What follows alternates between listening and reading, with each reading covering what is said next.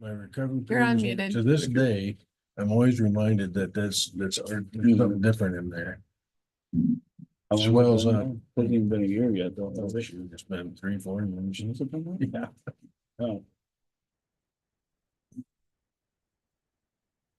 Go to the last page. Oh, man. There you go.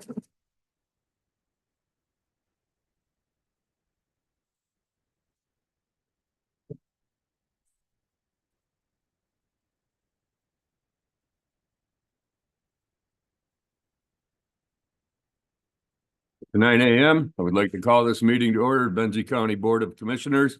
Today is October 22, 2024. Roll call, please. Cunningham, Here. Janat, Here. Markey, Here. Nye, Here. Rolas. Here, Sauer, Here. Worsakki. Here. please stand for the invocation and pledge allegiance. Dear Lord, thank you for the opportunity to serve the citizens of Benzie County. I would ask for your guidance with the decisions we make today. Please keep all of our public safety personnel safe and free from harm.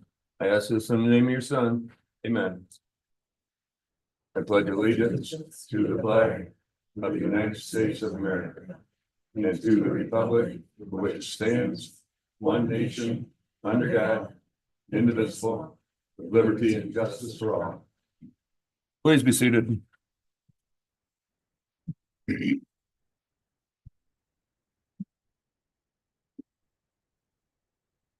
Are there any changes, additions to the agenda? Motion to approve. Second.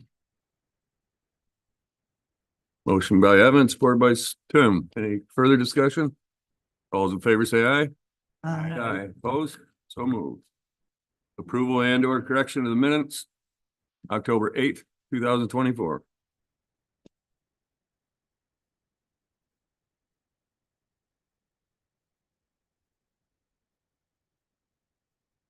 Something I saw in there and somebody probably already caught it, but I can't.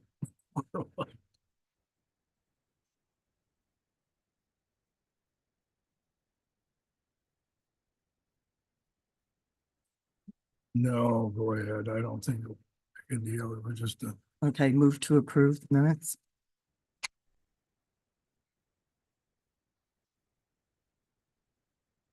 I'm sorry. There's a motion and support. Is there further discussion?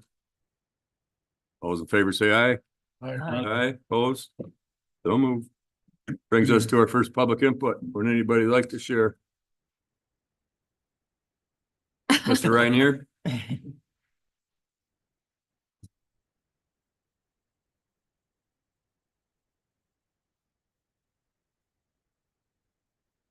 My name is Mr. Rainier, 8921 Narrow Gauge Road. An issue came up the other day that I was concerned about. It has to do with our sheriff's department. I am not a big fan of ticketing. I'm not a big fan of arresting.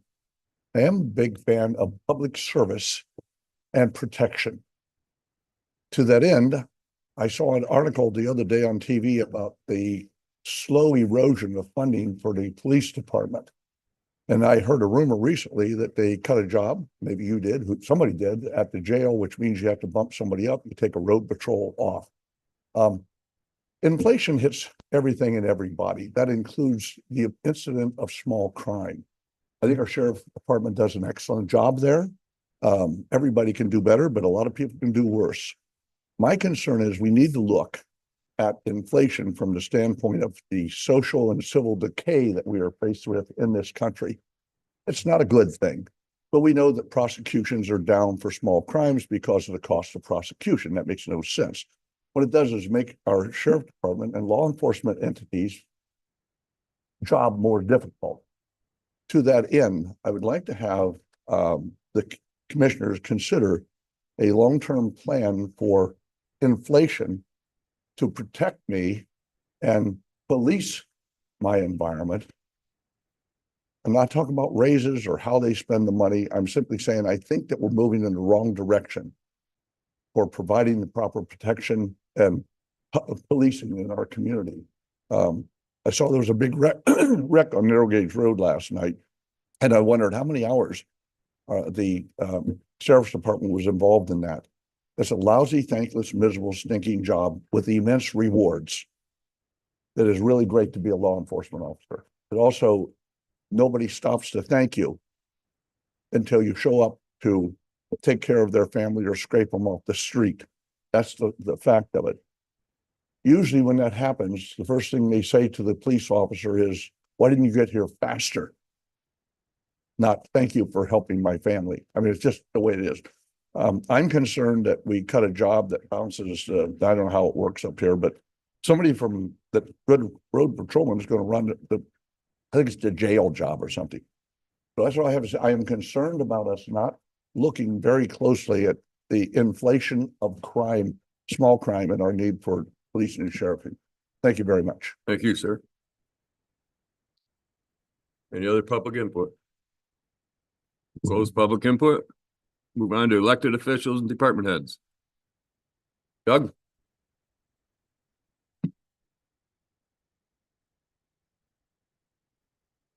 Good morning, Doug Duran from Benzie Senior Resources. I believe everyone has received our packet. Any questions for me? It was our year-end closeout month, September, so on to new. How's the search going for your replacement? I don't know. No, I'm here. No, I will be here to the end of the year at least. The board is working on a consultant, search consultant for my director's position. That's where I know where it's at. So I looked over my job description and stuff, so it looks good, and it's a great job. And so yeah, I'm here at least through the end of the year, and it depends on how their search goes. A little bit into January on a part-time basis. I want a smooth transition for the agency because I believe in the agency. It's my little baby. So That end, if you don't mind me asking, how have you prepped for somebody stepping into your shoes? Is the person who follows you, have you documented, I mean, beyond the job description, we all know there's nuances that go along with all of the things that you I've do. been putting the how-to manual Have you? slowly together, the daily, the monthly, the quarterly, the yearly, and stuff like that. That's really responsible. Yeah. So Very there's a lot there that I didn't think there was. Things you just don't, it's just, it's in your brain. You just do it day to day. Yeah. And now you got to stop and put it in writing like, ew. But anyways, but yeah, that's where it's at. So, but yeah. Doug, just to take that question a little different direction. Typically when an organization or agency is running well, they'll look internally. And when they need to make some changes, some fixes, they'll look externally. Without being committed, is there anybody internally that you anticipate will apply for the job? There might be one person. I'm not positive on that. I've talked to this individual a couple times, so. But yeah. Because it's been a well-run organization, continuity in that is a benefit to the community. I get that. So yeah, I've been looking at what I do too and see if another department manager could take it over too to help keep it running smoothly as well in the transition of it. But, yeah. The biggest thing we're preparing for is less than a month will be our audit. And so it'll be interesting with not having my former fiscal manager by my side who's done it for a long time. So, and someone new at doing it. So I could be losing more hair, more gray. I don't know, but no, feel confident going in. That's, what we can do. Any other questions? Thank you, sir. So the one thing that I do want to point out, I don't know if I said last time, with the continuing budget resolutions and DC, that puts, I think, almost anybody who gets federal funds kind of on hold. And we're no different. So we did get our allotment for October, November. Again, we'll just have to wait until I think the budget resolution ends on December 20th, right before Christmas. So we'll run it with that show a little bit too. I'm hoping that things will change and we'll get a federal budget passed for 2025. So, but other than that, we're holding steady. As Tim was there, we had a few more milestones in our performance for the seniors of Benzie County. in 2024 as well. Anyways, when I do the annual report in December, we'll share all that good stuff with you guys. All right, thank you. Thank you. Happy Halloween. You as well. Any other department heads? Bert?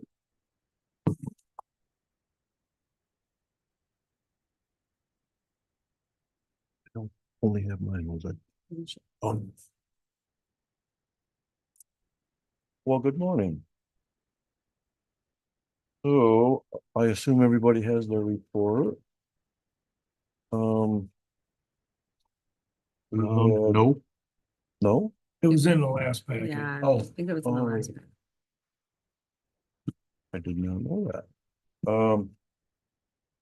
We had 35 new residents. This is for your third quarter report. We had 35 new residents, building permits, 33 addition remodels, 37 accessory buildings. We had one new commercial start. And then one new commercial remodel. And 2 accessory buildings for commercial. And we had 3 solar panel projects, 5 cell towers, which is a lot. 5 demolitions and some foundation encapsulation, so you had 6 of those. For the third quarter.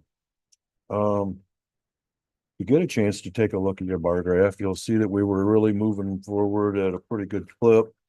But then we slowed down in September. Can't really tell you why. In September, last year we had 55 permits in September of 24, we had 35. So I'm not sure where those 20 went, but so when you tabulate the total for the the entire year up to the end of the third quarter, we're kind of running pretty close. We're only like 4 permits different. So that's pretty good for the calendar, for so far in the calendar year 20. So I'm not quite sure what slowed us down in September, but you can never guess at that. So. Pretty certain it wasn't at the rain. No, no. So is there any question? Anybody? I'll just make a comment. Mhm. In the Record Eagle on October 16th, there was an article about the number of permits issued in the state of Michigan. Hmm. And Benzie County was number 5 in the state of number of issued. And the measurement is permits per 1,000 households. Oh. So you're talking about a decline, but based on that formula, you're the 5th busiest building department in the state. Just per capita, of course, per how many people, is that what the report was? It's per 1,000 homes, Per 1,000 homes. and you were at 10.1 permits per 1,000 homes. Mhm. Good information. I didn't know that. And so as you compare, if we are looking at what's happening with the economy in Benzie County, we have the 5th most permits based on that formula. Yeah. I can tell you other places where I work, it could be the busiest year ever. Yep, honestly, in some of the other areas that I work. So, like I said, I don't know what happened to the 20 in September. But Bert, let me just ask this, because we live in a county where our planning and zoning is fractured, all the townships are doing their own thing. You're responsible for plumbing, mechanical, building. You're enforcing state code, correct? yeah, everybody in Michigan has to enforce. the Everybody state in code. Michigan has to enforce this. So when the townships come up with their individual ordinances or rules, that kind of thing, is it unreasonable to expect the building department to know what those are and have the ability to enforce those? That falls on them to enforce. Is that correct? It does fall on them, but there's a level of coordination, honestly. When we get permits in, we have a checklist, if you will. And on that checklist is zoning approval from whichever unit, whichever community they're from, right? So we won't issue a building permit until that township actually gives us or the applicant notification that they have approved their zoning piece.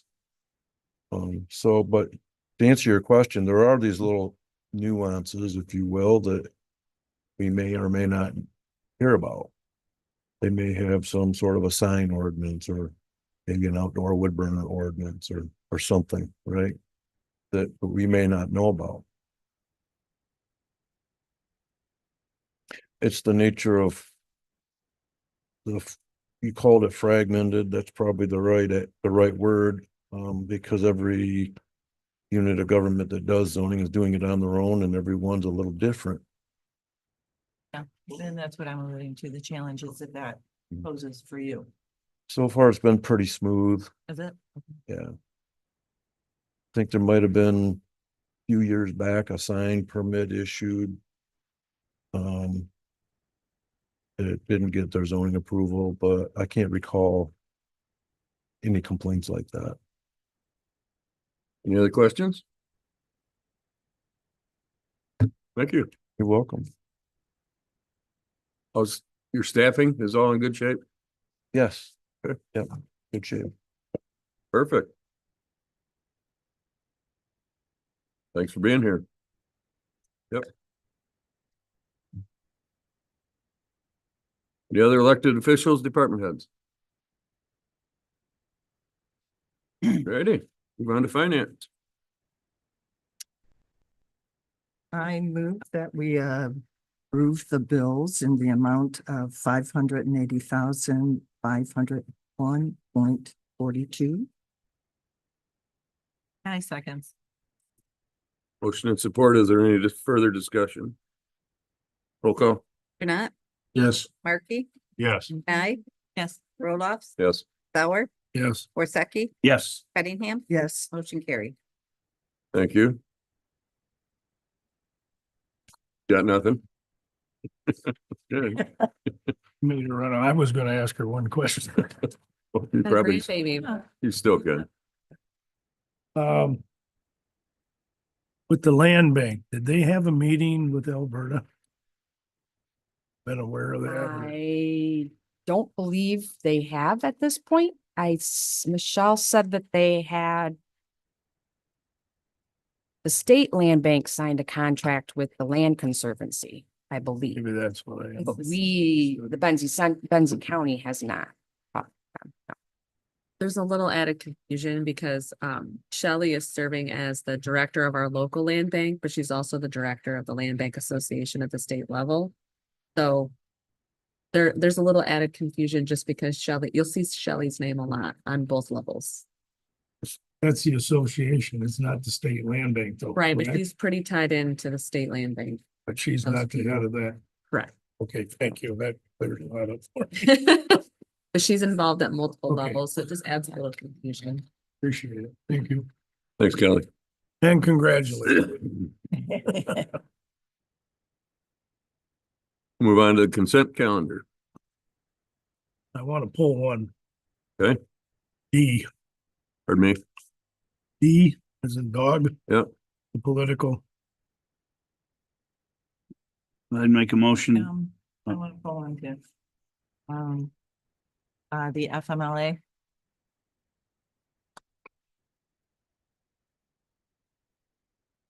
I'll make a motion for A, C, and E of the consent calendar. support. Motion and support. Is there further discussion? Roll call, please.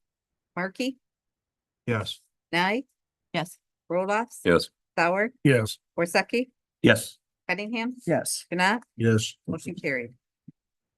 Move on to old business. Oh, no, now we have to talk about the two items pulled from consent. Okay. So we start with FMLA. Yeah, I pulled that one, only because in going through it and reading it, I did reach out to Katie and we had a conversation. I had some current concerns about the frequency of the word may being used. In different situations. We all know contractually, mays and shells are very different.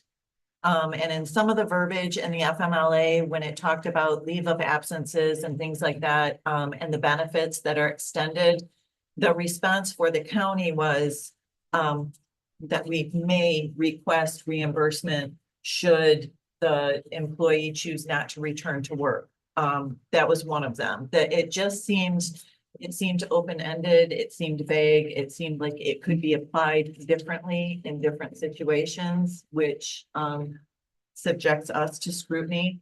And so I guess I'm not opposed to sending, we know we need an FMLA policy. I just want to bring that to light. I don't know if it's something that should be changed. It caught my eye and I would be remiss if I didn't mention it. Sure, I appreciate you bringing that up. One of the reasons why May is included is this is more of a federal policy than it is even a state or a local. So I went with the discretion of our attorneys, so they're the ones who included May. So I was not feeling that was something I should change just because the attorneys are the ones that put that in there. And I think having a little bit of flexibility depending on what kind of FMLA situation you find yourself in, I think is important just to have that just in case, because crazy situations occur in these types of situations. So I think May is beneficial for the employee. I know one of the Mays in there was if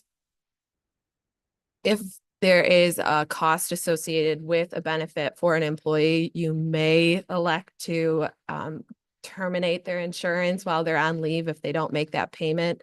So I think having that option is helpful, but traditionally I wouldn't cancel someone's insurance when they're on FMLA. I would just backbill them when they return. And if they don't return, then you send them an invoice. But I think having that option is important. I think May opens options that could create issues in the future. So, and the attorneys have it in there. So I think that's an important part too. May is passive. Shall is a matter of fact. And there are musts in there. And there are some musts, absolutely. I think that there's probably situations that none of us are even thinking of, and to give the county the discretion to make that decision in that specific incident lends a hand to us and our ability to manage our staff and manage our organization. If it's shall, then it's shall. But if there's may, it does give us discretion. If we're in some crazy situation that we can't even think of, we have the discretion to make a decision as a board to do or to not do something. Sure. And I point out that the ability to have discretion opens the consequence of not applying it evenly or fairly. And that's the Absolutely. concern that I have. Yeah. So And I I've can brought it to light. If everybody else is comfortable with it, I'm content moving forward, but I know these will keep coming back up as we cycle policies Yeah. over time. But it did catch my eye. And I can definitely respect that, because I have said time and time and again, things need to be applied equally or it opens Pandora's box. So while I don't anticipate having to use the may, it does give us the discretion, but then we should be doing our due diligence and really proving the point at that time too. And I think we're also entrusting the discernment of the department heads and, to make the decisions on that. So we do have a very good staff gathering team right now, so. But Yeah. I understand what you're saying as far as maybe not being equal weight. They were the attorneys against shall.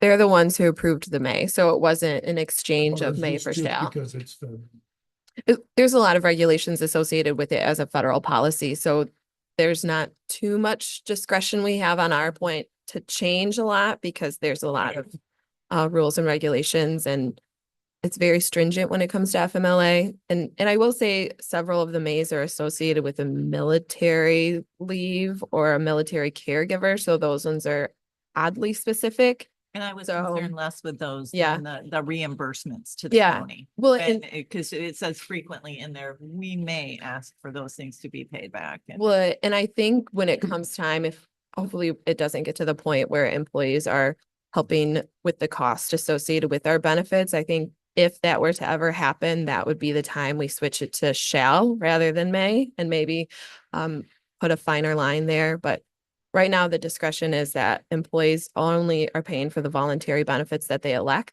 And so if it gets to the point where they do have to pay for them, I think it may be time to revisit the policy at that point.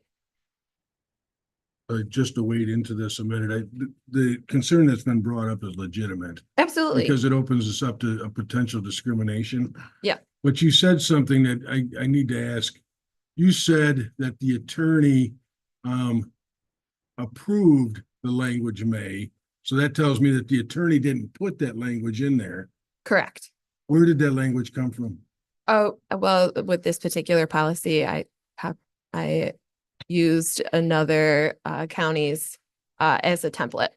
Which I assumed happened. Yeah. And when Katie and I started our conversation, I said, is there leeway to make changes in this? And there are small ones. I mean, things, Yes. verbiage can be tweaked, but the bones need to stay the same. Yes, in after the approval of the attorney, I tend to not like to make changes. So if there are changes that are to be made, I would like the attorney to review them again, just because of the federal association with these particular policies. Because policies are built to allow us to defend our actions, Sure. and the attorneys are the ones that defend the action. You're putting more credibility or confidence in the attorney than I would, particularly since they're not the ones that inserted the language. I would suggest that maybe we delay decision on this until we ask them to specifically rule on, can they defend that if we go to court, or does that become a gray area that we could potentially lose a defense? Well, I will say that when the attorneys are reviewing the policy, they take into account if they have to defend them. So I think that is part of the process. So I feel if we were to send it back to the attorney to ask that question, it's something that they've already addressed when officially reviewing the policy. That's something that they do during this process.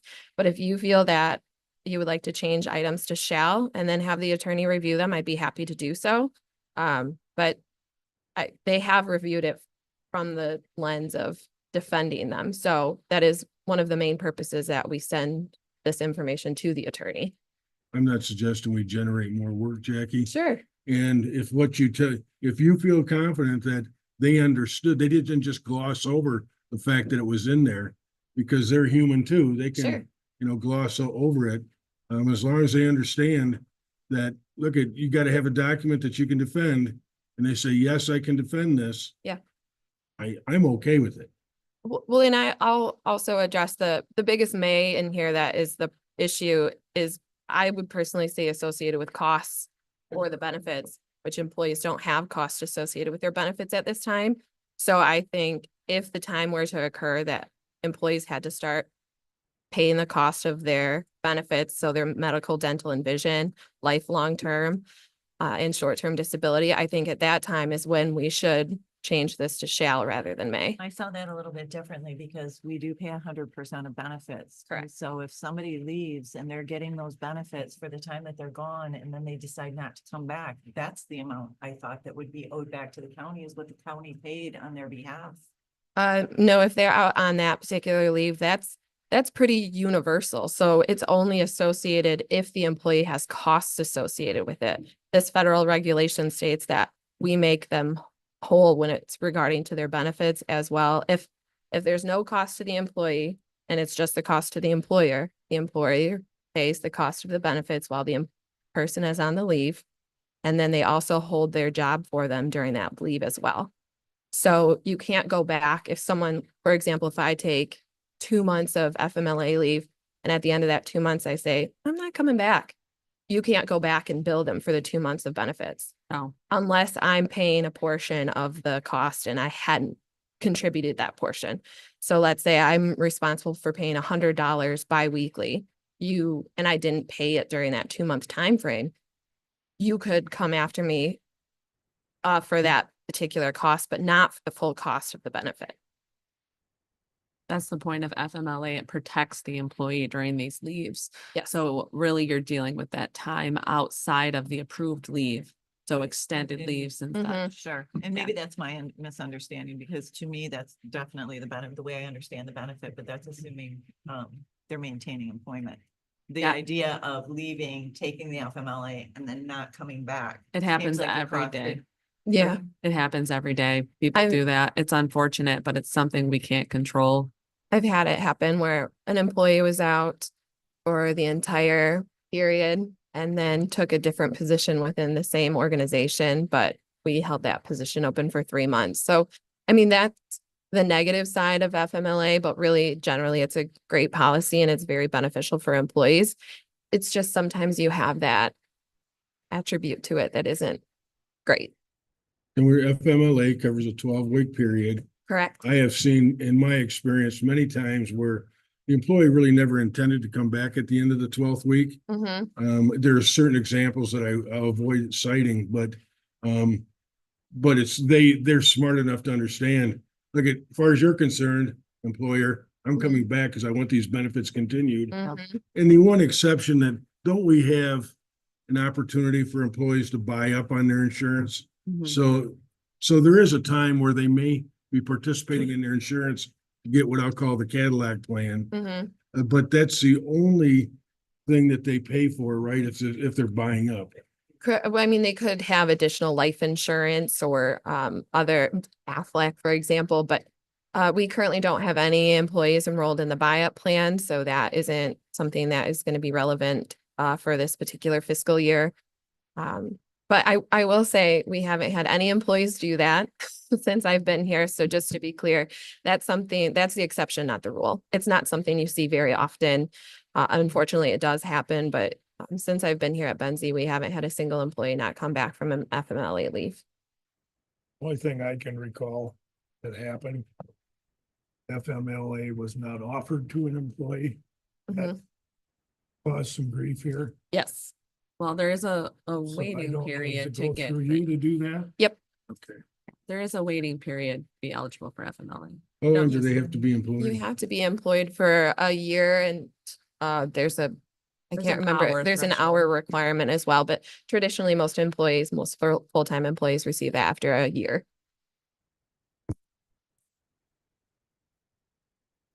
Anything else? Thank you. Great, thank you.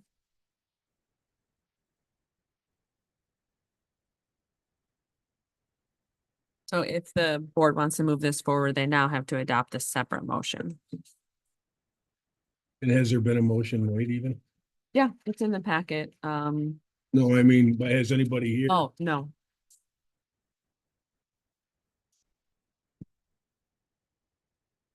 I just worry that we're setting ourselves up. My only concern. No, I'm gonna make a motion that we adopt the FMLA policy as presented. Janat supports. The motion and support. Is there further discussion? I'm just gonna point out that Commissioner Nye is right. The word may comes up 23 times in that policy. But it's not like a trivial thing. Anybody else? Roll call, please. Nye, Yes. Roloff. Yes.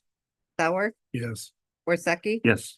Cunningham, Yes. Janat, Yes. Markey, Yes. motion carried. We'll talk about item D, consider amending or rescinding the political activity policies.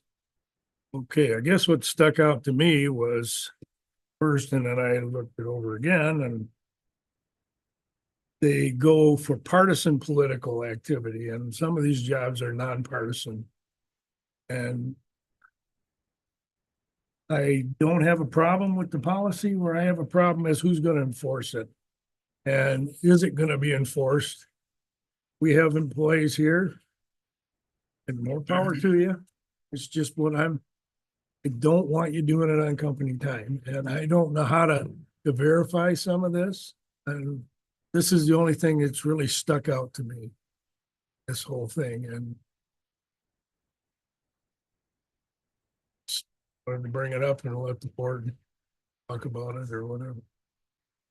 Gary, when you say enforce it, can you be a little more I don't clear? want to be specific, but okay, let's say I'll just generically do it.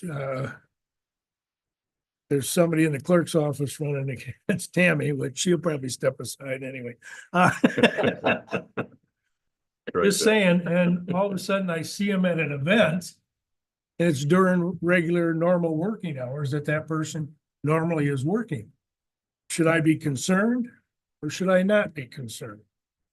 How do I know if they took vacation day to do this? Or the boss said you can take the day off? I don't have any way of verifying this, so I think that's up to the boss, right? Mhm. It's not up to us. It'd be up to the boss to. yeah, but I get the feeling that this could be misused. Any policy could. Right, Mhm. and that's my only concern. So, What this is simply a mechanism for an employer to be able to safeguard against activities that we don't want to occur. I'm kind of in Evan's court. It's, if I saw that situation you just described, I'm just gonna assume that they're there and they're there under the right conditions. I'm not there to manage them. mhm. This is really important because there is instances where, for instance, in company uniform, in a company car, Mhm. showing up to a township and campaigning. That's an issue. And that actually goes all the way up to the Bureau of Elections and it's then investigated and they may receive violations of campaign finance and other things. I know for a fact that that happens because it happened in my home county a couple of years ago. So really this is protecting the county. We're not saying that people cannot campaign. And if people want to take days off to go campaign, by all means. And this does address partisan and nonpartisan offices. We're just saying if we provided you a car, we expect that car is not the one you're driving to campaign. If we provided you a uniform, you're not campaigning in our uniform that we provided. If you are expected to be at work that day and you're not on a leave, you're expected to be at work that day and not campaigning. That's what we're saying. We're trying to maintain a neutral ground here. We're trying to maintain that county money is not supporting a campaign because that's the no-no specifically is if county funds are supporting a campaign, that's a problem. And so that's against different campaign financing rules. And so this policy protects us. So now if somebody were to violate, we have a policy to actually fall back onto because we've been caught just 3.5 years ago when I first started, somebody committed a crime. We didn't have a policy that told them that it was a crime, even though normal people would say, yes, you shouldn't do that. We didn't have a policy that said you shouldn't do that. So it never was charged. And so I want to protect us in the future. I agree with everything that's in there. It's just that I don't see. Yeah. And Oh. I have to rely on a lot of folks and around here I can do that, but I've seen places where I can't. That's my concern. Yeah. Anyway. Yeah. And I you know, agree with you. unfortunately, we don't, I mean, in a perfect world, we would have code enforcement and we'd have all these enforcement Mhm. measures, but I mean, in local government, we just don't have, you know, that extensive, you know, deep bench of people to do those things. Really, the average person, when they sign on to this, they're never going to violate it because the average person is going to follow the policy. But this is there to protect us if we get into a situation where we've identified it, we're going from there. Okay, with that, I move to Well, approve. What? One more question. The last election cycle, not this one, the issue of employees' vehicles in the parking lot with campaign signs on their individual vehicles came up and it was decided that it was allowable. Does this policy speak to that? Because I was kind of looking for that in there and didn't really see where it would be. And I want to make sure that's a question that we can answer easily. So we don't have any sign ordinances in place that say you cannot campaign or not have a sign on the property. On election day, they would not be allowed if this was a polling location. It doesn't violate any sort of, you know, Bureau of Elections, campaign finance law specifically. So it'd be a preference of Benzie County. We're understanding that there used to be a policy in place years ago that said no, because there was opposing candidates in the building. It has not become an issue. And so we haven't addressed the issue because it hasn't been an issue. It's their personal car. It's their personal money, which bought the signs. It's not election day when it's a clear violation. Well, if that is should that be in the policy? I mean. We could. It just, to me, it's one of those questions that if it comes up, we can say, look, you know, I'm not sure everybody knows you can't have that on your car on election day when you pull in the parking lot. Do you think Well, that's understood? This isn't polling. We're not a Well, if it was polling location. Okay, okay, Yeah. gotcha. And if it's their personal car, Right. they can put whatever they want on their car, as far as Right. I'm No, concerned. And if agree. it's outside I of- agree with you. I don't And if think it's it's- outside of 100 You don't feet think of the it's- entrance, it doesn't No, matter If either. it's my car, I think it should be allowed. we should, yeah, but why do we have to put something in there that's allowed, right? Like, you're allowed to walk your dog down the sidewalk, right? Like, if you're allowed to do it, you're allowed to do it. Because when the question came up, we had to go to historical practices. We didn't have policy to refer to say it's been addressed. This is how we answered it as a county. This is the answer we came up with, that yes, and your individual cars in the parking lot during working hours, you can have a sign that, You may want to point out that you can't put political signs on or county-owned vehicles. County-owned vehicle, not on county property. If you're here in your normal course of business, you know, but if you're loitering, that's a problem. But if you're leaving your car here all night, that could be. a well, problem. policy can't speak to everything. If everybody's comfortable that we stay silent on it, I'm just saying it's come up in the past and this doesn't speak to it again. We just want clarity, is all I'm looking for. So you're looking for maybe a statement regarding personal vehicles, use of personal vehicles. Okay, Signage on campaign signs on personal vehicles, and maybe making it clear. Has it ever become necessary to make it clear you couldn't put a sign on a county owned vehicle? I don't think that's ever come up, right? no, You don't own the property. Hopefully you'll yeah, have enough intelligence to understand Yeah. that. It's like postal employees going into the bar in their uniform. Wondering why the bosses didn't. I'll get with Tammy on language that seems appropriate, that's not gonna violate any sort of campaign finance or election law. To somehow address that statement. I'll have to think about how to address that without it being a controversial statement in the Yeah, I policy. wouldn't have brought it up if it No, hadn't been an issue in the past. And Right, If I we're gonna mean- make policy, we might as well. Mhm. So should we hold off on this till? I this would, meeting? The only thing I want to add is that, and this was I commented, said, you made a motion, you want to pull it? Yep. Thank you. It didn't get seconded. I know that. the only thing I want to comment on as you review this further, and it was said once already in this discussion, that if we start trying to identify everything that we won't allow, then quite frankly, signage on cars is only a part of it. Yeah. There's probably a myriad of other things that we need to be concerned about. An employee has a flyer supporting theirs or a coworker's election, and they've chosen to keep it in their purse, but visible so other people could see it. right, I gotta tell you, this, I don't know where it ends. yeah. To and me, that's the being thing. silent on it is better than trying to identify everything that we oppose or that we want to govern. Mhm. That makes sense too. I mean, this policy is specific to the use of county materials and funds for political activity. I understand you're bringing up county property per se, but I mean, you can go to any public park with a sign, it's all public property.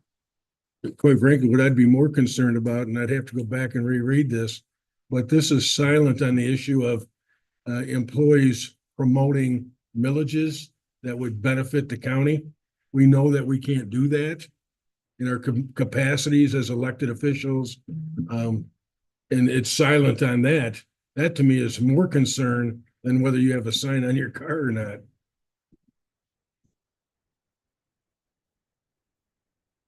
Anything else?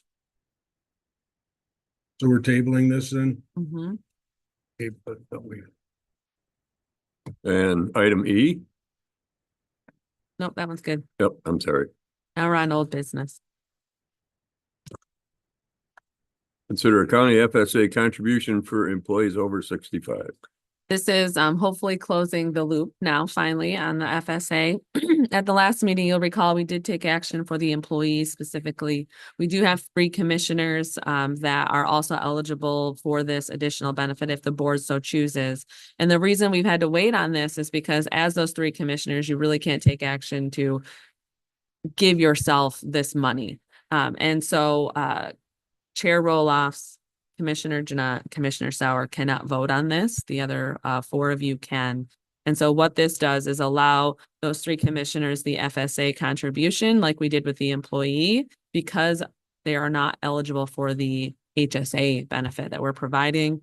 This is, as I said last time, an effort to keep everybody as fair as possible with our benefits. Edie, I thought that we had three commissioners that would benefit from it. Yes, three. She said. Yeah, Which you said Gary and myself. Me. and Chair Yeah. Roloff. Oh, I thought you were saying the chairman would exclude us. Oh, no, yeah, no, the three of you. Okay, gotcha. So I'm gonna make a motion that the Board of Commissioners approves a contribution for the 24-25 fiscal year to a flexible spending account in the amount of $1,800 per account for the three remaining employees affected by IRS health savings account restrictions. Marky will support. There's a motion in support. Is there further discussion? Is this a one-time funding for the HSA and the FSA? Yep, 24-25 fiscal. You will decide next year, when we're considering benefits, what we're going to do at that time. When you make a contribution to HSA, FSAs, those, you're not locked in indefinitely. You could raise or lower that amount every year if the board so chooses. Roll call? Roloff? Yes. No, no. No. I said Abstain. stay. Stop. Sauer, Abstain to Worsakki, Yes. Cunningham, Yes. Janai, Abstain. Markey, Yes. Nye, Yes. motion carried. Well, you guys don't abstain much. New business. Consider extending the agreement with MGT Consulting. I brought forward a few meetings ago, the extension of cost allocation planning services with MGT. And at that time, we talked about an RFP process, who's the best practice, who other counties are using, does this seem fair? Lots of questions were asked. And so during that time, I've reached out to other counties and I've done some research of other counties and state and federal offices who are also required to prepare this plan. And what I have come to find is, yes, there are many organizations who prepare this data for all levels of government, but in Michigan, MGT really does seem to be the standard. And that's who we have been using. Maximus, Public Consultant Group, Baker Tilly, there's various other organizations who could provide this service. But really as a whole, from county standpoint, many are using MGT. The larger counties have internal staff who are able to prepare these plans, which does make sense because they have full-fledged finance departments and, those sorts of things. MGT charges the service based on the size of the municipality. So there's really not a way to compare apples to apples for the cost with other counties because Benzie County in the grand scheme of it is quite small.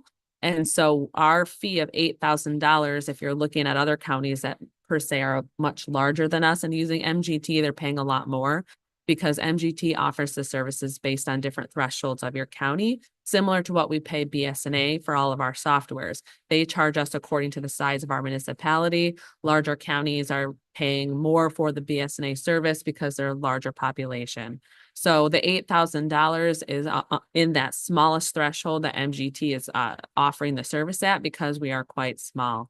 So my recommendation is to move forward with another year with MGT. I do think it is good business to go out to RFP every so often. So I would like to do that next year. We have timing now to prepare that RFP. Benzie County, I can't find record where we actually did an RFP for this service ever. So I'm kind of starting from scratch on the RFP. So I need a little time to get other RFPs as a template and prepare that document. What I gather is we just called up folks years ago when we started using MGT. And so I am asking for an extension because the timing is just, we don't have enough timing to do the full process based on when this process starts. This process starts at the conclusion of our audit. We're already into our audit. And so by the time the audit's done, this starts immediately thereafter. And then it's actually due by July 1st to the federal reporting of this. And so the timing is just not appropriate right now to not extend. That I will make the prepared motion that the Board of Commissioners approves a one-year extension to the agreement with MGT Impact Solutions to prepare the annual cost allocation plan in the not to exceed amount of $8,000 with funds available in the general fund, contracted services, and authorizes the board chair to sign such extension upon review by legal counsel. Support Cunningham. Motion and support. Further discussion? Roll call. Sauer, Yes. Worsakki, Yes. Cunningham, Yes. Janai, Yes. Markey, Yes. Nye, Yes. Roloffs, Yes. motion carried. Item B, consider approving amendment to the canteen services agreement.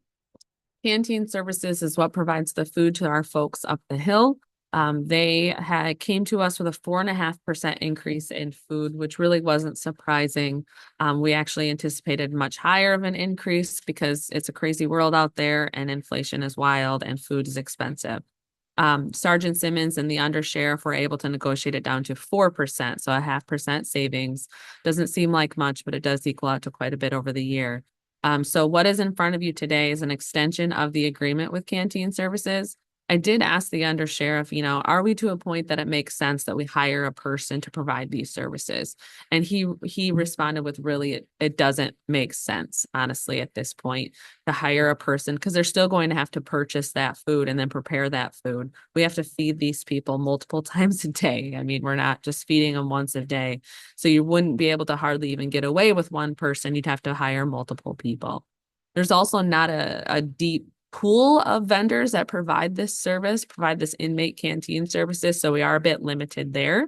So the sheriff's office is requesting an extension of an additional year. And then we can go and start asking around to others if there's a better service out there. The little bit of asking that's been done so far says that the service that is out there just isn't adequate and that Canteen is providing the better service of this such. And so that is why we're requesting a 1-year extension to this service. We did budget an increase in food.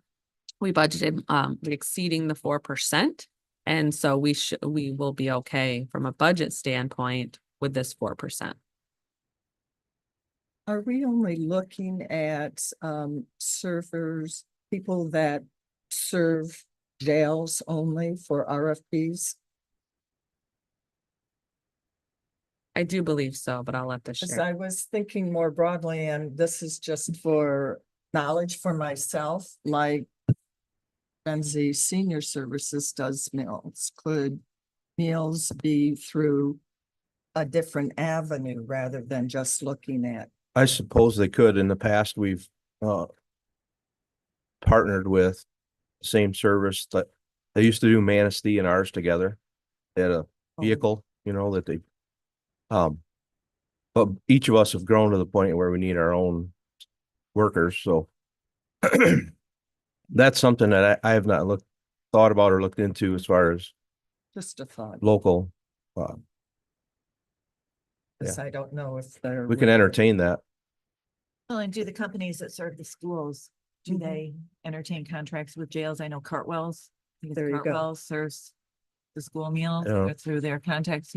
It's I'm just not something to keep sure. in mind if you do go out. to Just a RFP. seed for thought, I Yeah. think. Yeah, Yeah, it's just a matter of vetting the people that bring it in. So right. Into your jail, yes. a little too. different, but yeah, same at the end of the day. It's the same option, goals getting accomplished. So Thank you. So I'll make a motion that the Board of Commissioners approves the amendment to the agreement with Canteen Services for food supplies in the jail and authorizes the board chair to sign. Markey will support. Motion and support. Is there further discussion? Roll call, please. Worsakki, Yes. Cunningham, Yes. Janai, Yes. Markey, yes, Nye, Yes. Roloffs. Yes. Sauer, Yes. motion carried. Thanks, Sheriff. Item C, consider approving the use of profits from the commissary fund. When the Board of Commissioners adopted the resolution establishing the commissary fund, it noted that the board would then approve the use of the proceeds that are in that fund. So as you know, the sheriff's office has things for sale by the inmates, and the sheriff's office has the authority to mark up those items and make some of a profit. And so what the sheriff's office is requesting is that $10,000 be moved into the jail and sheriff's office department fund for training purposes for our staff. And so that's what it's in front of you today. There is those funds already in the commissary to be moved over, that those proceeds are there. And so he's asking for the official movement so that we can provide those training and equipment to our staff. With that, I'll make the motion that the Board of Commissioners approves the use of $10,000 in funds from the jail commissary for training and equipment for corrections, road patrol deputies, and authorizes the transfer of funds split equally into the jail fund and the sheriff's office department fund. Second. I do have a question or comment on this, Sheriff. Yes. So we've recognized that regardless of what happens in November, we still have a shortfall in your budget. And I realize it's $10,000 we're talking about. When I've heard recently, there's been quite a bit of overtime at the jail. Would these monies be better served to cover the overtime expense? And are these training and equipment, are those mandatory or is that money better used to cover the overtime? I think we're looking into the future and not knowing what that is. So I don't have an exact, I guess I don't have an answer. Let me ask it a little differently. I think you've noted in earlier meetings, I feel fairly strongly that that budget should be at your discretion, a good deal of your discretion. This motion, would that allow you to use those monies to cover overtime if that became? No, I more don't of an believe issue? so. There's been a resolution made by you folks and the new rules governing that don't allow that to happen. They're going to be earmarked for these these specific things. So as part of the budget though, with the jail fund, we do budget training and equipment as part of the budget. And so while your resolution, which was prepared by legal counsel, says that these funds can only be used for certain things, training and equipment, that then frees up the other dollars in the jail fund to be used for things such as overtime and other things, because those jail fund dollars are general jail fund dollars. These commissary are specific to training and equipment. And so while these dollars directly couldn't be used for overtime, it frees up the other dollars that we've already budgeted for training and equipment to then be used for overtime or what have you. So it's the color of the money. It does beg the question, did we not budget adequately for training in the 2025 budget that we just accomplished? I think we budgeted exactly, I'd have to pull up the numbers, but we didn't, we are very, we strongly believe that training is key. I mean, we know we need training. And so I don't recall us changing the training budget at all from what we anticipated. But then with the issue of the August election and where we're at, now we're just working every day. We're finding creative ways to move around things and make this work. And so this is Just begs another the creative question that way. Commissioner Janot said, would this money be better served closing the gap? Could the jail renewal pass, as we hope it will, there's still going to be a shortfall. And would this money be better served that way? I mean, I know you're saying it goes into training so that frees up other money, but isn't there already a training budget in place? Your resolution says this money has to be used for training and equipment. We did, yeah. So there has to be that movement of money on paper, because the resolution says these dollars must be used for Okay, so X you're and going to Y. take the money that's in the budget Correct. currently for training and move that for other usage Yes, and replace it with this money that has to go in that direction. Got it. yeah, So this motion is just simply complying Yeah. with an earlier resolution. correct. Okay. Okay, I thought you were talking about it, one we're gonna be acting on. No, so Okay. this is. Yes. I you got said you, it. I got you. But I needed that. Thank you. I'd just like to clarify that we do budget Yeah, training and equipment. Right. This was designed to be, because it's an unknown, it's a moving number. This was designed to be things that we can do on top of that. But I understand things happen and our budget spirals down. We have to adapt to that. But in the future, when we are stable, it's my intention that this is an extra thing. this is for So additional that we can training. send command staff to command school that they don't normally get. Because our budget doesn't allow that. In the Those future. types of things, But what I'm learning from this- extended Go ahead, please. higher education. And what I'm learning from this conversation is we've already actually set the parameters, and this is just moving those monies to meet the parameters that were set. Okay. Yeah. Good enough for me. Nobody else? Roll call, please. Cunningham, Yes. Janai, Yes. Markey, Yes. Nye, Yes. Roloffs. Yes. Sauer, Yes. Worsakki. Yes. Motion carried. Item D. Thank you. Consider approving EMPG grant for emergency management. Jeanette moves that the Board of Commissioners approves the 24 EMPG grant agreement with the Michigan State Police Emergency Management Homeland Security Division and authorizes the Chair and Emergency Management Coordinator to sign. Support Cunningham. Ma'am? Hey, good morning. I just wanted to make a note. Try not to be angry at the state police, but these are pass-through monies. EMPG is a federal grant process that funds emergency management for the most part. And it is a pass-through through the state. There was a significant cut in EMPG funding, about 10% for 2024. We have always been told not to base like my funding completely on EMPG funding because it's not always consistent. However, the state does, so the state's prices went up, they took their cut and we have to, or they took their cut and we have to split the difference, which went down from about $1 million locally. We have to now split that. So this used to be approximately, I don't have the numbers in front of me, Katie, but last year we were able to get some supplemental from ARPA money and we almost covered, we can't cover more than 50%. So it was like 49% of my wages and benefits were covered by EMG funds. And I just wanted you to note that this is 11.4% this year. That's my soapbox on the state taking all of their cuts and their prices going up. Everybody's prices going up and them being able to accommodate and us having to take the cuts. Yeah, it's about half of the amount of money we received last year. Yeah, last year was an anomaly because of the actual ARPA supplement that they were able to try to keep us happy. I think we normally run about 29 to 30%. So again, this is still a 10% cut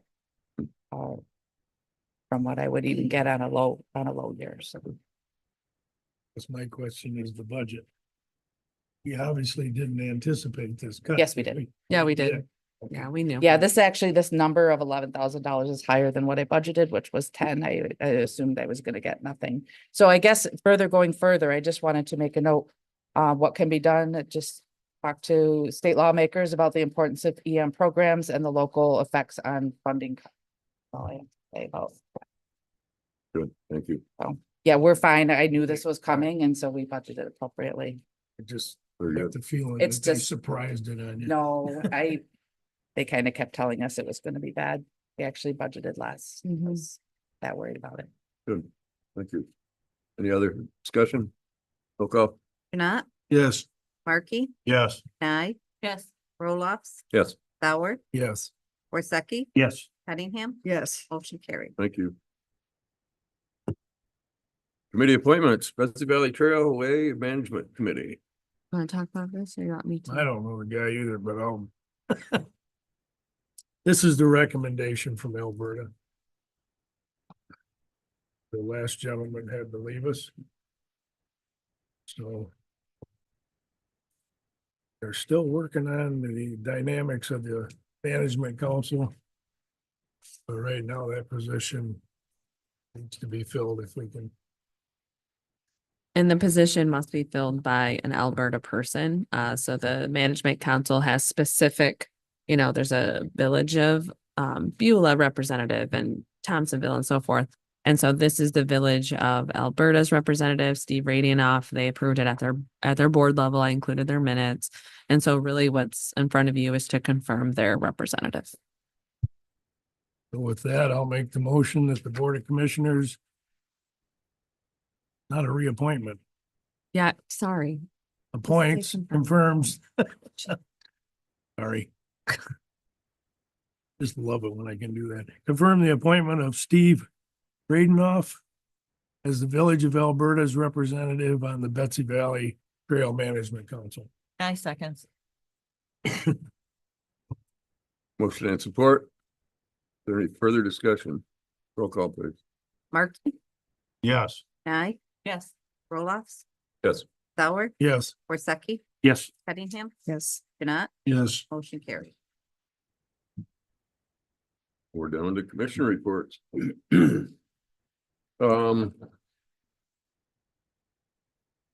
Last week we had Veterans Affairs and the main topic was Veterans Day. We will have a celebration at 1 o'clock on November 11th. If you can make it, great.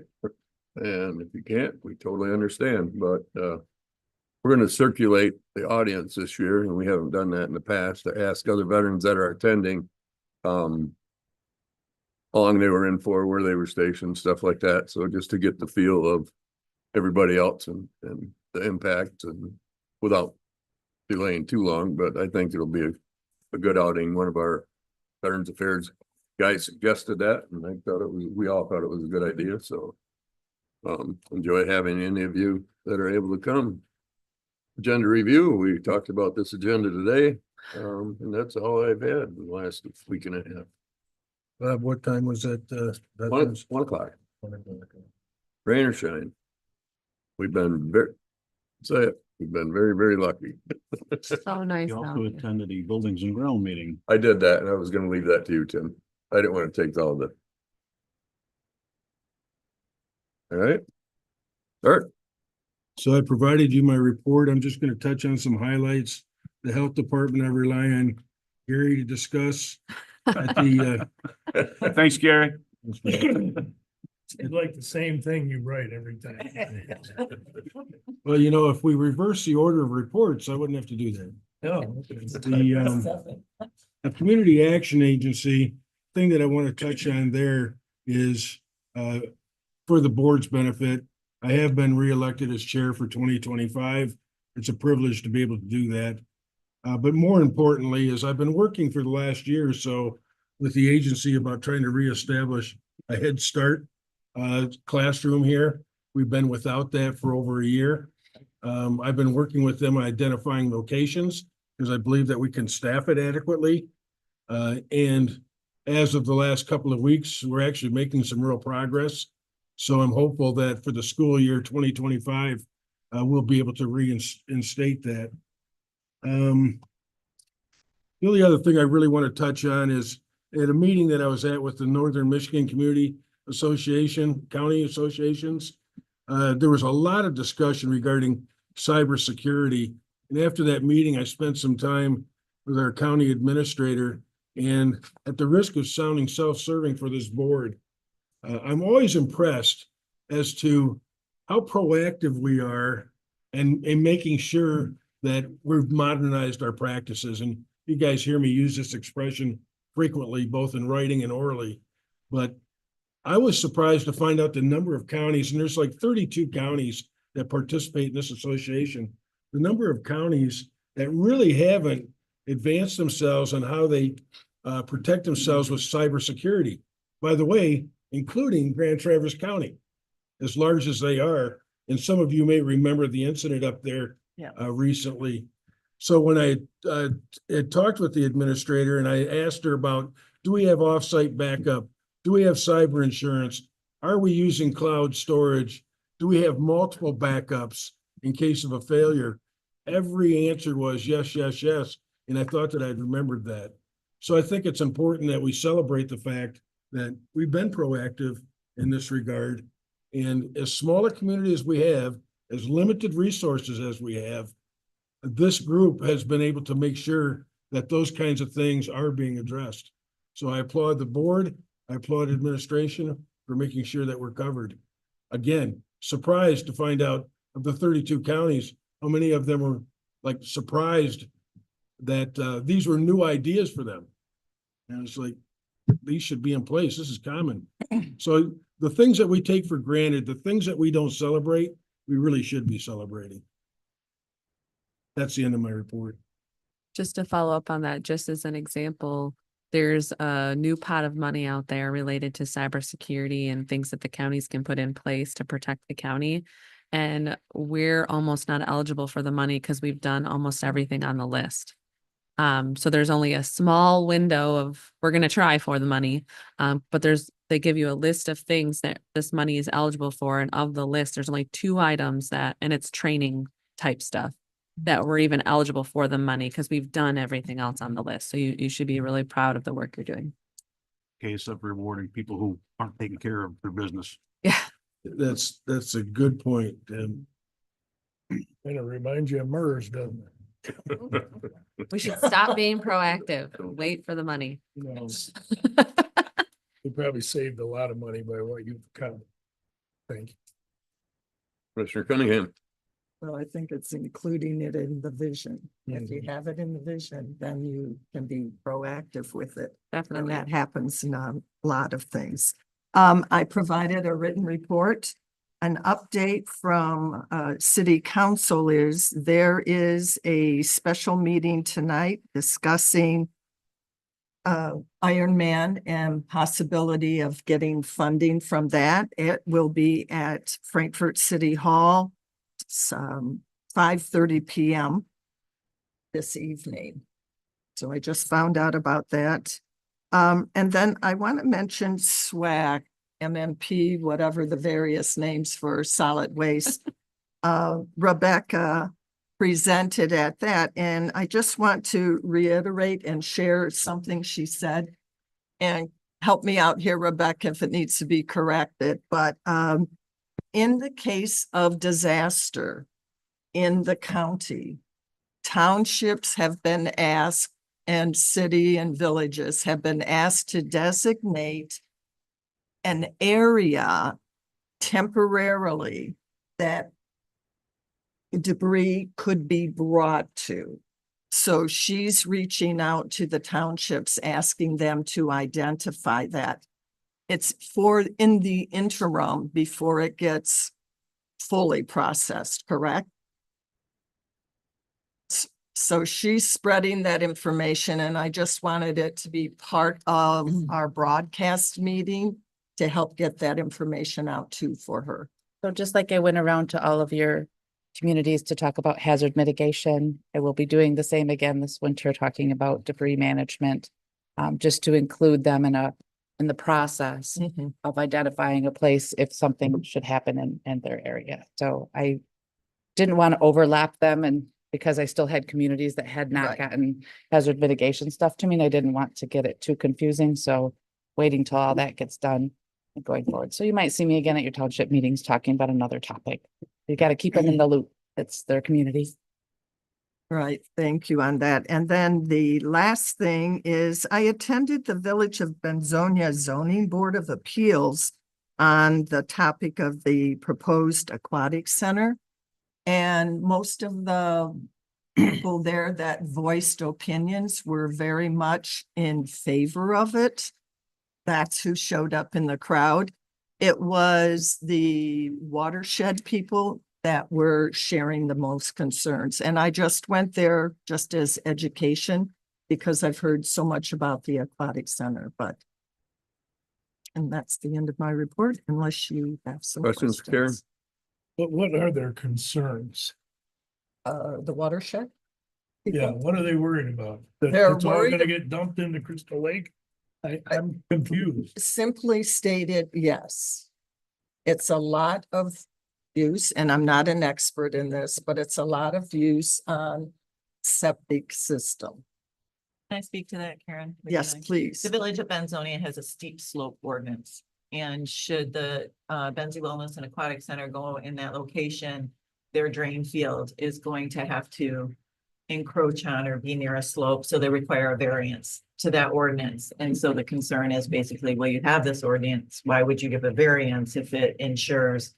And the whole idea of having the ordinance is so in cases like this, when you need to alter the plan that goes against the ordinance, you have an adequate approach to putting this in, so everything doesn't run into Crystal Lake when you take trees out that perhaps would be protected by the ordinance. So That issue was tabled. I believe they're meeting Wednesday, tomorrow. Yeah, I just went for information because I had heard so much and I appreciate yours. Yes, it was the slope. They have an ordinance and Should have thought of that a few years ago. If you go down there, Beulah and see what Eagle, or I guess that's who they are now, worried about it, because everything does wash into Crystal Lake. And a lot of it comes from Benzonia. It's not Beulah, partially. I'm just saying that I don't know how you address that. And that's why the They don't. watershed is there and present and asking the Correct. questions that they are. They, you know, they want the right systems in place. They want the right stopgaps in place to make sure that the lake isn't impacted by anything that happens. Thank you. and part of the question was the size of the facility. Anyways, it was a lot of discussion, informational, and I appreciate it. I know it's not my turf, but I've just heard a lot about it, so I wanted to Good. sit in the audience. Thank you. Karen and Iron Man, based on the conversations that I'm listening to Yes. and what I'm reading, sounds like there's quite a division in the community about whether they should continue with that or not. The business community saying we're benefiting from it. Some residents are saying we find it as an inconvenience. Am I hearing those comments correctly or am I misreading those? Mostly at the hearing that was held a few weeks back, it was positive, positive, positive, and that was from both private citizens and businesses. And when they brought up things, which I won't get into specifics, some of them are untasteful, about complaints about Iron Man, it was addressed. The Iron Man, Alyssa, who was there, the operational manager, they addressed those directly with the Iron Man organization. So they checked them off and said, yes, we've addressed that. Yes, this has been taken care of. So I would disagree. There's mostly from what is vocalized is positive. Okay. But this meeting tonight, there was a meeting yesterday. It was my understanding, a small negotiations going on, whoever was part of that. I know the mayor was part of that, of course. But I would imagine that this is going to be part of the meeting tonight. The interesting thing is Frankfurt is having these meetings, but it involves the broader community. So our representation there, like, wise. Well, I know that Lake and Platte Township were quite involved in that either one of them, if they were to deny it, that would pretty much end that discussion. And what I think I'm hearing is right now it's more about being rewarded financially for coming into the community, which I raised a concern 3 years ago. How come more money didn't come to the community for charitable obligations? Because Traverse City had gotten the year before $27,000. Then they hardly gave us anything. Correct, And then they started giving us more, but less than the 27,000. right. And I think now that they understand it and they're starting to step it up. But right now, the negotiations is about revenue sharing or profit sharing more than whether it's convenient or inconvenient. Correct. That is my take on it. And in fair, as critical as I've been of Iron Man, and I've spoken directly with that leadership group, Mhm. the one thing I'll give them that they learned it early on is they needed to communicate more thoroughly about when the closures were gonna happen. Like at the end of Deadstream, Lake Michigan Drive. Of course, my concerns are mostly centered around my district. Sure. Those were all addressed. The Park Service does a better job of letting campers know that from this time to this time, it's gonna be hard to come in and out of the campground. I've been down at the end of Deadstream. They give adequate signage to show that you can't get through at a certain time. I really think that they've done a fair job of addressing those concerns. They have, and that's what they said at the hearing too. When people brought it up, they gave what the solution was or the action to correct or mitigate problems. Yeah, I'm all in favor though of them doing more revenue sharing. Absolutely, absolutely. Can I say that? Yeah. I did. Thank you. Emma? Okay, I was gone for a portion of last month when most of my meetings fell. Blessing of my first grandchild, which is wonderful. I was gonna speak to two things. I wasn't here to report on the MAC conference, which I thought was really valuable. One of the breakout sessions that I went to that I wanted to share today was called Workshop Fund a Better Way with Michigan Funding Hub. And what this is about is MAC has partnered with the Michigan Department of Labor and Economic Opportunity, and they have created a site called mifundinghub.org. I'm going to take this to all of my municipalities that I go to. They have compiled all the state grants that are available to the level of what they are, what the application requires. Is this a revolving grant? So it's kind of a one-stop shopping thing, but beyond being able to go to this one spot to see grants that are available, they also offer templates for letters of support. They have monthly webinars and newsletters, and there's a help desk that would, you talk to an actual person who is, you know, really versed in grant writing, and they'll provide navigation and overall assistance for free to your entity. So this site and our county is probably very well aware of it. I'm not sure if my township or villages are. mifundinghub.org is what you would want to either check out before you go or share. And then the only other thing I wanted to report on was the Area 31 Sewer Authority, the sewer feasibility study, which is looking to get the US 31 corridor served with sewer and a broader area down the road, has reconvened. That feasibility study was put on hold with an addendum to the contract with Wade Trim, the engineers, due to the ACO that was issued to Beulah. At that time, when the feasibility study was started, it was decided that Beulah was the best option to tie into for some sort of sewer for the corridor and other areas. They are still in the process of remedying what they have going on. The contract, the addendum said we would talk again in October. We have resumed those talks. In the meantime, a couple of private public partnership options have become, they're on the radar to look into and possibly include in the sewer feasibility study. And that's what we want for a feasibility study. We want to know what all our options are, because that's what you take to go for funding and finalize plans to get areas served. So that is starting again. We've requested a draft from Wade Trim, because I think the community is interested in where are we at on this, you know, so we've requested some sort of draft to be able to make available. So the community knows where we're at and that we are moving forward. That's all I have. Thank you. Questions? Rhonda, if I could, I know that you mentioned about the MI funding, which is great information. And I think we'll hear more in a little bit about where we're at with grants. But I asked this of other commissioners that attended. Is there any other takeaways from that meeting besides that you should share with us? I thought it was very well done. It was a great way to meet with the other commissioners and have conversations, and they promoted that. The breakout sessions, I went to a couple more. One was on the property case for the taking. Oh, the Raffaele and The Raffaele decision. I just think it's a real benefit to be able to come together with other communities and have that kind of camaraderie and build those connections. A lot of conversations happen outside the breakout sessions. So I think it's valuable to attend. And we were well represented. I appreciate you attending. My big take on that was the performance by Commissioner Sauer. That'll cost you.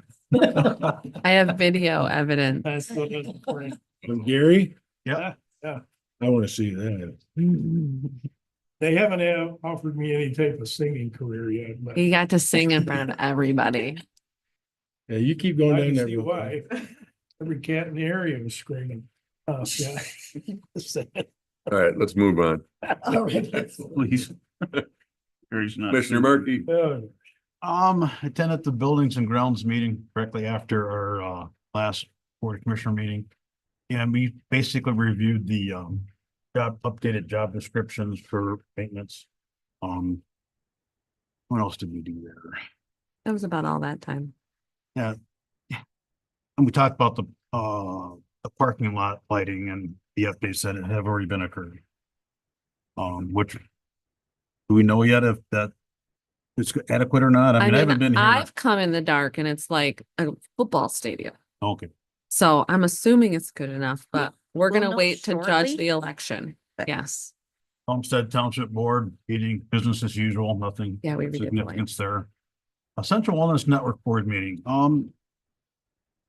the Michigan Department of Health and Human Services is kind of arguing or fighting with the regions, the PIHPs. 7 out of the 10 regions refused to sign 2 sections of their contract, Michigan Department of Health and Human Services. It came down to basically that there's like a lawsuit down in Washtenaw County where the state settled, but the CMH and the region down there did not. And the state is trying to force them into settling. Why, I don't know, and I don't want to get into that lawsuit. It's crazy how they did it. And they're trying to change the cost per direct care staff drastically, where it's not feasible in our region at all. And they also are setting the internal service fund, which is like the reserves that they have to do, like 7.5%, which is not sufficient. Where the federal government's is saying they want 2 months, 7.5% is not 2 months. Those are the 2 main issues why they're not signing the contract. Because of that, the Michigan Department of Health and Human Services put them on notice that they're going to terminate their the region. And I'm by summarizing a lot of this, by the way. The details are, put that in perspective, if they rescinded their funds, and they did withhold payments for a while, that's 80% of Central Wellness Network's funding. We're talking about $16 million. All the regions have retained a law firm out of Southfield to initiate a class action lawsuit if Department of Health and Human Services does not negotiate in good faith going forward. That's it's the state not playing nice again. I think they're not sure why they settled that. I think it all comes down to them settling that lawsuit when they shouldn't have. They're trying to cover their butts in the process. That's speculation. Then at the Village of Honor, they had the most people I have seen at their council meeting. It was packed, standing room only. And most were there by far to discuss a gate that was put up in an alleyway. It was very interesting to have that, and it got at points multiple people talking over each other.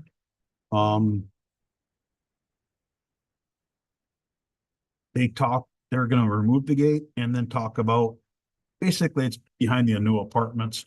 They want it more safe for the people. They're going to talk about, okay, remove the gate, but let's put in speed bumps to slow people down. Let's put in signage, maybe make it a one-way. It has to do with access to the new Shell station too, because you can access that Shell station through that alleyway, not once the gate got. Now people have to go out onto US 31, which there's a couple blind intersections there.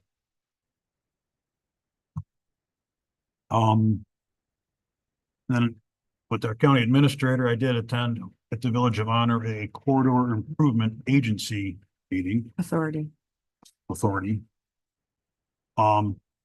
That they're in process of doing that, and I do believe they are talking with the Village of Benzonia as well to include them, but the Village of Honor, they said, is further along.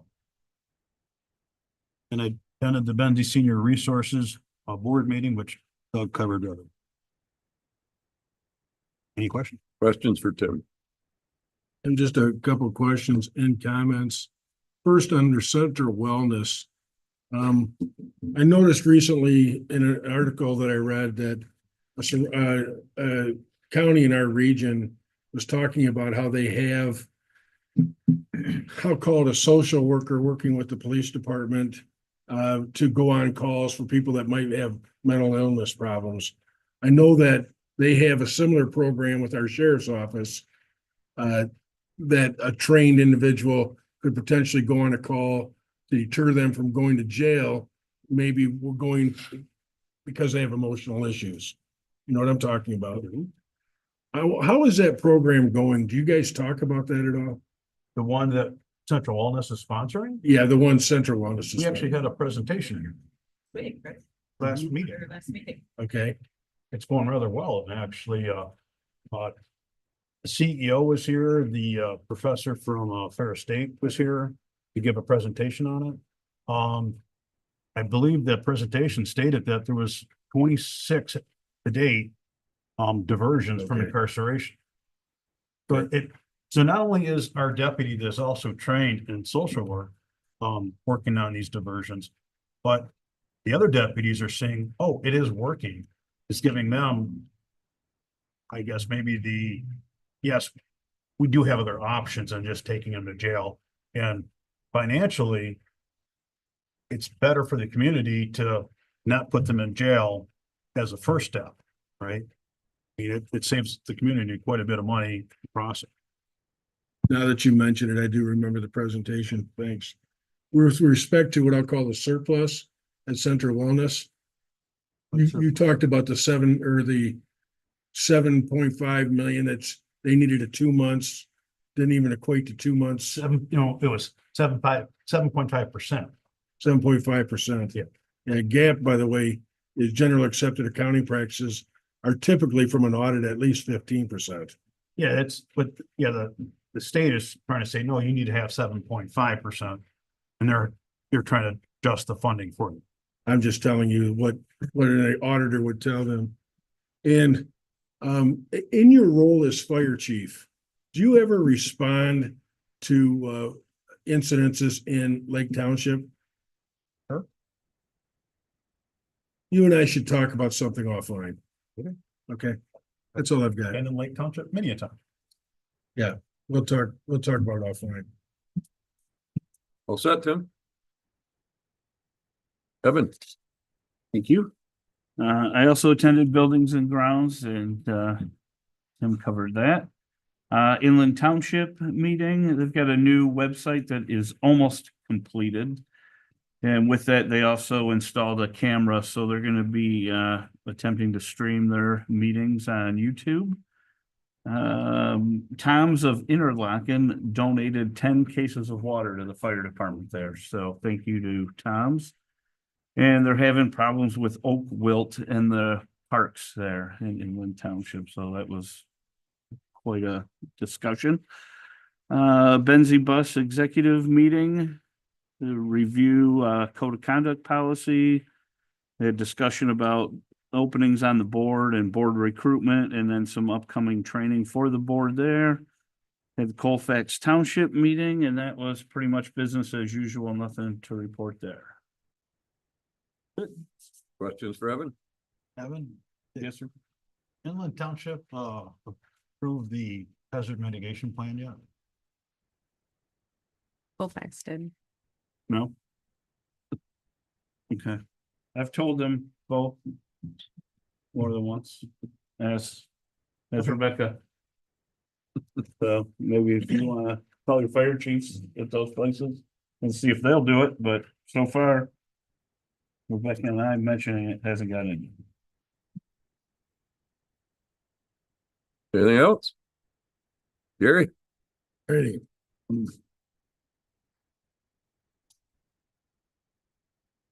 Weldon Township. Basically the same thing about Weldon and Lindy Road. John Stimpson extended an invitation this Friday from 11 to 2 to visit the apartments in Frankfurt. Anybody's interested? We had a special meeting and we approved the contract with Dan Thorell at the Health Department So he will be the health officer officially on November 25th. Thing went pretty well. What's the duration? Then we throw him out, I guess. I'm not sure how. 3 that years. works. I think it's a 3-year contract. Thank you. See, you should have talked about it. Anyway. Road Commission. Some of the funding for the bridge repair and replacement, the state has obviously not coming through with, so that those are not getting done. I think the one they're working on is Reynolds Road over there. I think is just about completed. Or Oh, by Nostwick. Yeah. That area. Bridge. Yeah, the Reynolds Road Bridge. We had an update yesterday from, Road Commission at LAP meeting, and that is still being quite he thinks that the snow is gonna fly before we finish that. Cause their concern was Nostwick, that's getting bad again too, and even though they did some repairs on it a few years back. The other thing that came up that I thought was interesting. There's, and hopefully I got this right, I never know. Rural transportation funds, which are handled by Networks Northwest, they send out the check. Grand Traverse and Leelanau County have agreed to give their bus and whatever the one in Beta. Beta 10%. That's what they've been doing all along. We, on the other hand, when Matt was there, they gave him more money. And the board approved giving them 10% like everybody else does, so there shouldn't be any complaint. What triggered this was at the meeting, which was with the Networks Northwest, Benzie Bus come in there and said, well, what you gave us last year is not enough. We need a new bus. Some of our buses are 5 years old. Leave it at that. So anyway, it's just, to me, I feel that there's some things to be done. And those funds, if that's what the other counties are doing, that's fair. So that's where they went. Village of Thompsonville, their DPW manager or administrator retired. And they're gonna appoint this young gentleman there, and he's trying to get his water license and all that stuff. And at the same meeting, they approved a contract with Mike McGurr as fire chief. Don't know how long that one is either, but so they will have a full-time fire chief here for too much longer. Seems to be the general consensus everywhere now. See how that goes.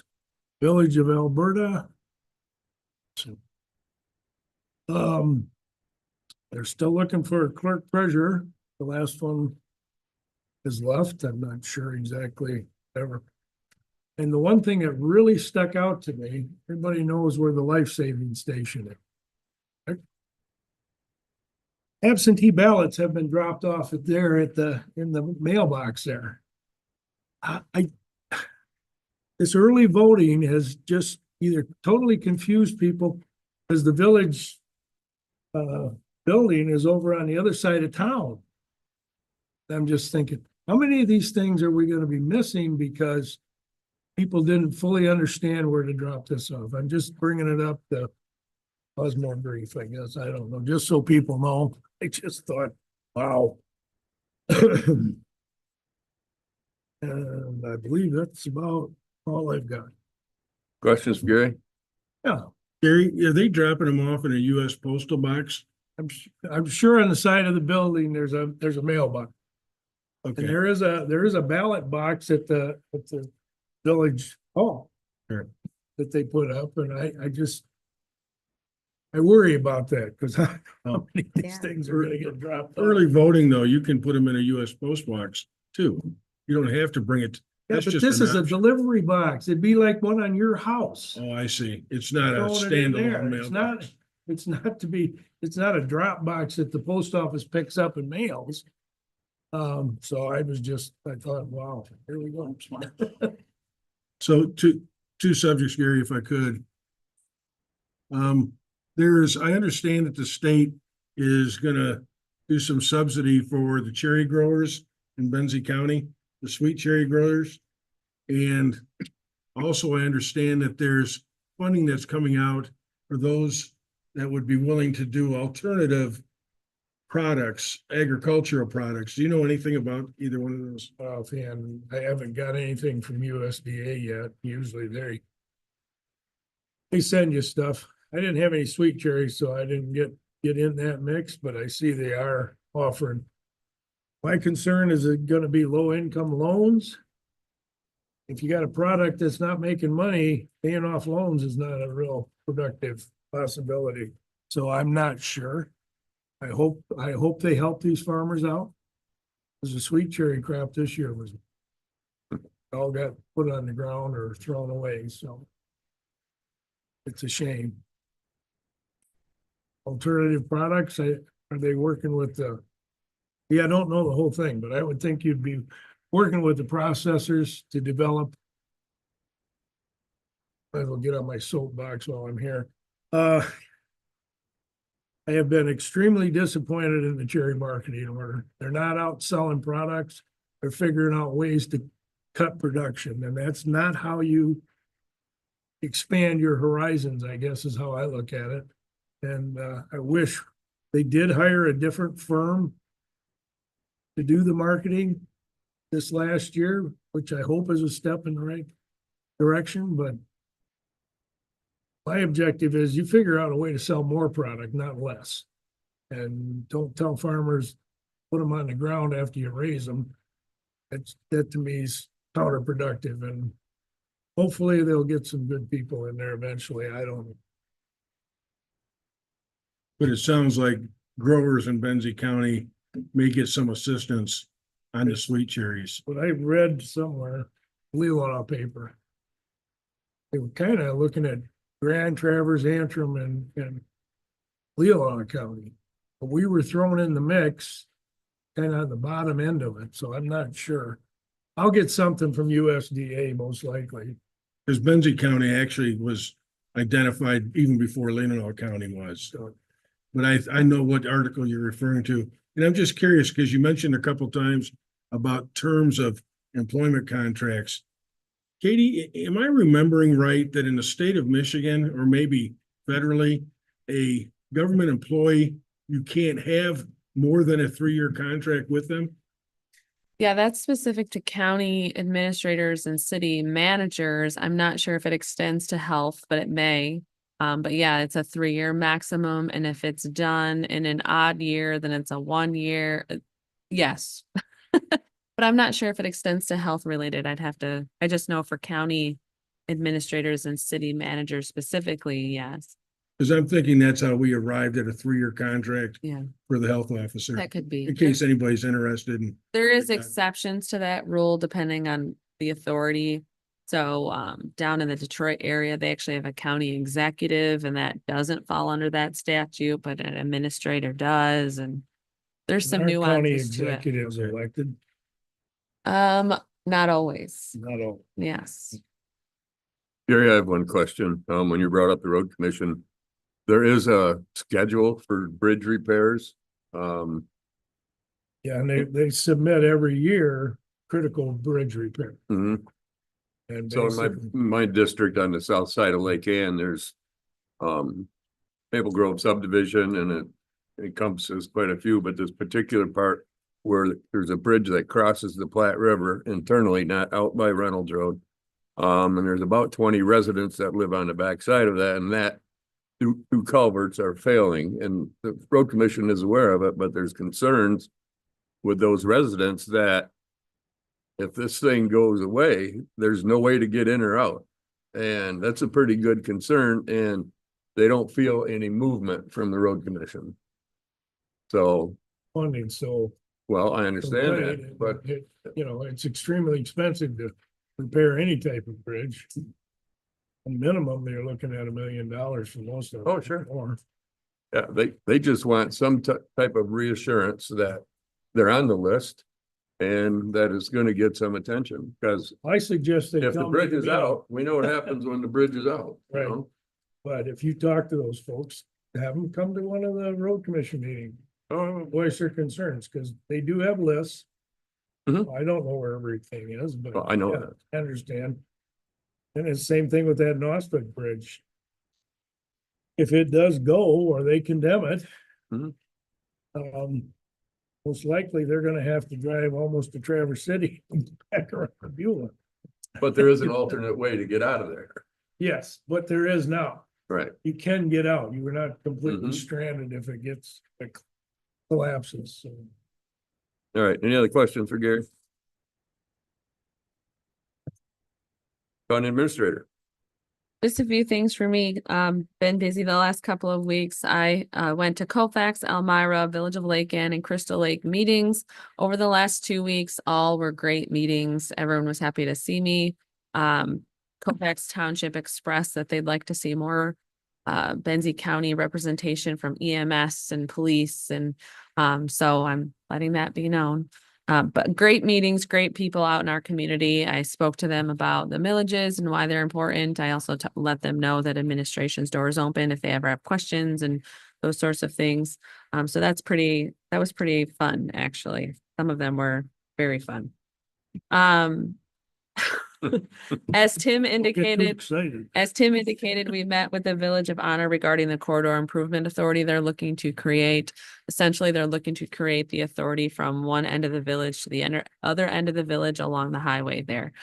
Creating this authority could help them in the long grand scheme when it comes to improving that district there.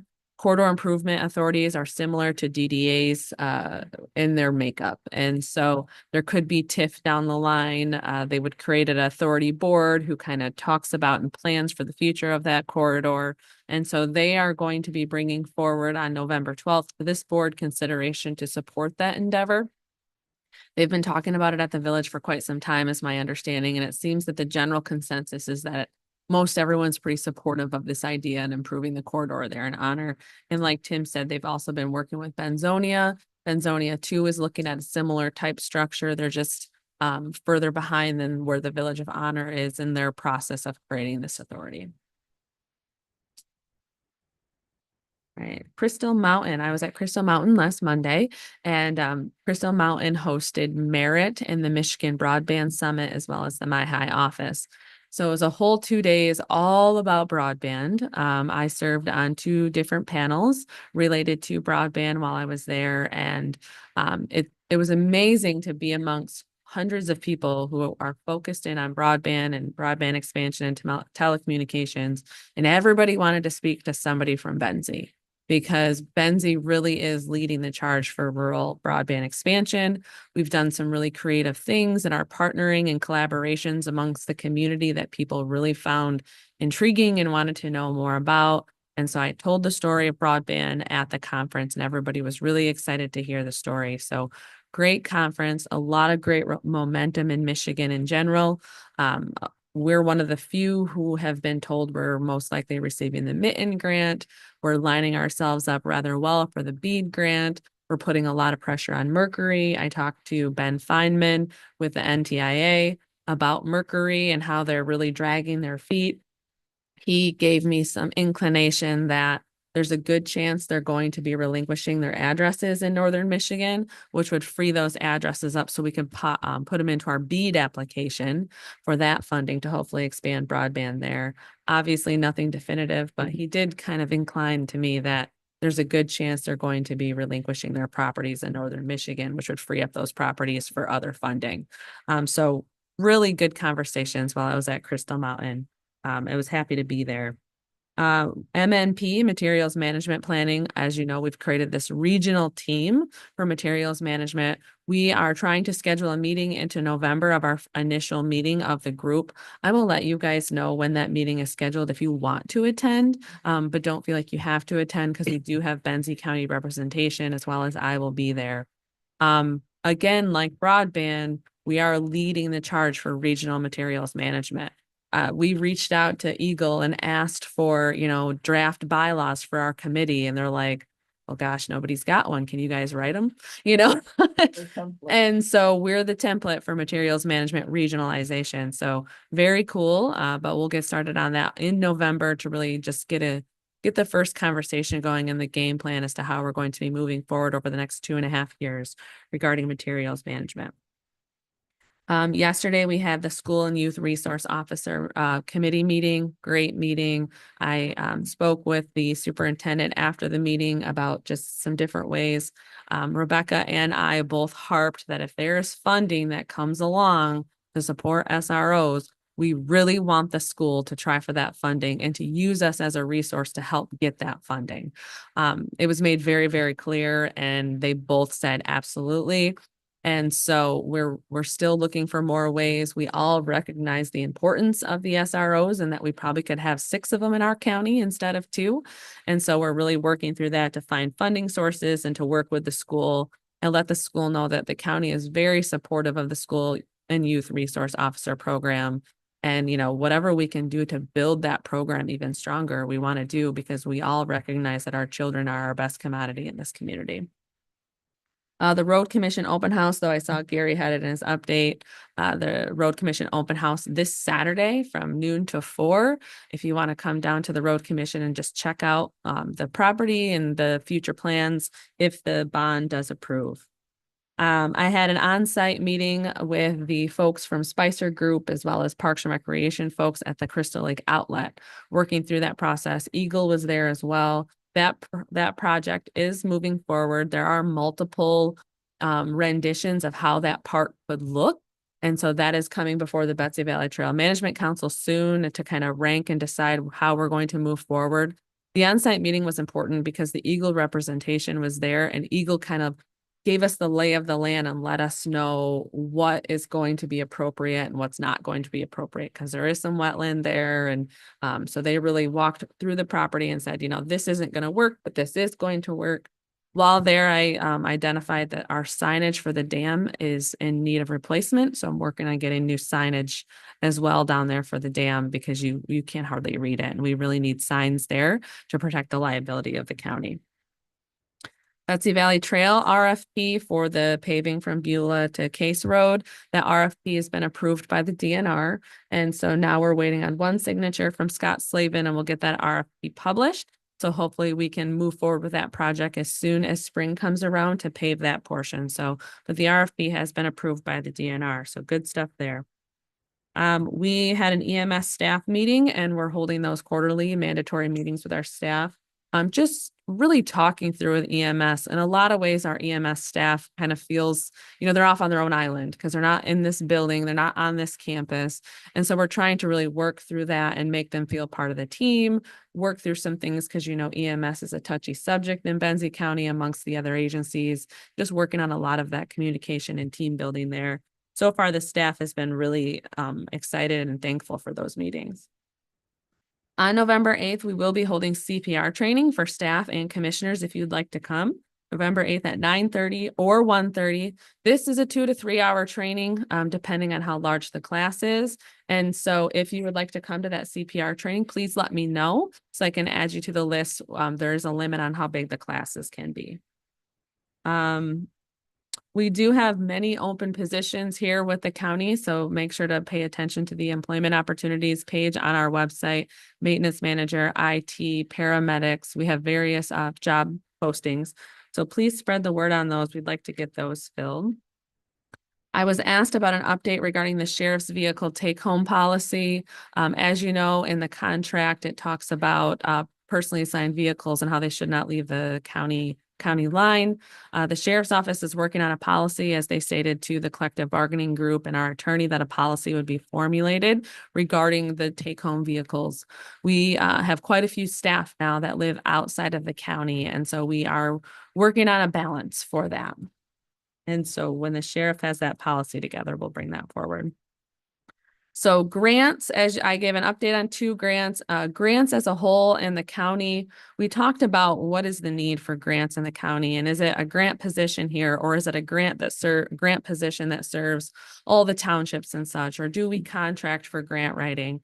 I've had some conversation with some of the townships, as well as naturally just with the schools and Grow Benzie and such. The need for a grant writer is very apparent. Very apparent. And I think at almost every single township, even the school said, if the county had a grant coordinator or a grant preparer to share, they all want a piece of the pie. So now it's a matter of how do we approach this subject as, are we hiring a grant person for Benzie County, or are we hiring a grant person for all of Benzie County? And how do we work through that? And so still working through that a little bit. I've heard a lot of feedback about, honestly, the want is that Benzie County employs a grant writer who's open to writing grants for the other agencies in the county as well. But can we afford, and do we want to take on that battle? And that's where I'm at now, of working through some of that. So more to come on that. Katie, before you leave that subject, Yes. as I remember, there was an ad hoc committee made up of 3 board members. Yep. I didn't hear you talk about where we're at with that. I haven't called the first meeting yet because I was kind of doing a lot of legwork to have a first meeting. And so I've gotten through some legwork, probably call that meeting fairly soon, because I have done a lot of legwork up until now. So we'll probably call that ad hoc here pretty soon. And if I remember correctly, we had also talked about maybe bringing somebody in from another community that has a grant writer that could participate in our conversations. Correct. Do I remember that right? Yes. So, and Manistee County actually does have a grant writer. And so I've spoke with Lisa about what that person does and what that position looks like. We talked about that. And so, yes. Yeah. Mhm. And then the final thing is pilot. So on your desk, I gave all of you the information that was handed out in January, of which you approved related to pilots, as well as a draft application. Art, I want the record to stand that an ordinance is not required. Okay. So please stop asking about an ordinance. We adopted a policy and resolution regarding pilots. And so because we have the resolution, the guidance from Housing North in the state was the municipality could adopt an ordinance or a resolution. We adopted a resolution. Okay. So I've handed out that information for you, so you have the pilot resolution and what that means. But then what I also gave all of you is a draft application. So if you all could go through this application and give me your feedback on this application would be for the developer who comes to Benzie County and is asking for a pilot arrangement with the county.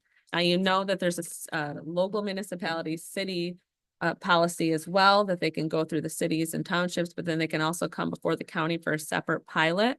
This is the draft application, and I need all of your feedback on it as to changes, additions, tweaks, spelling errors, those sorts of good things.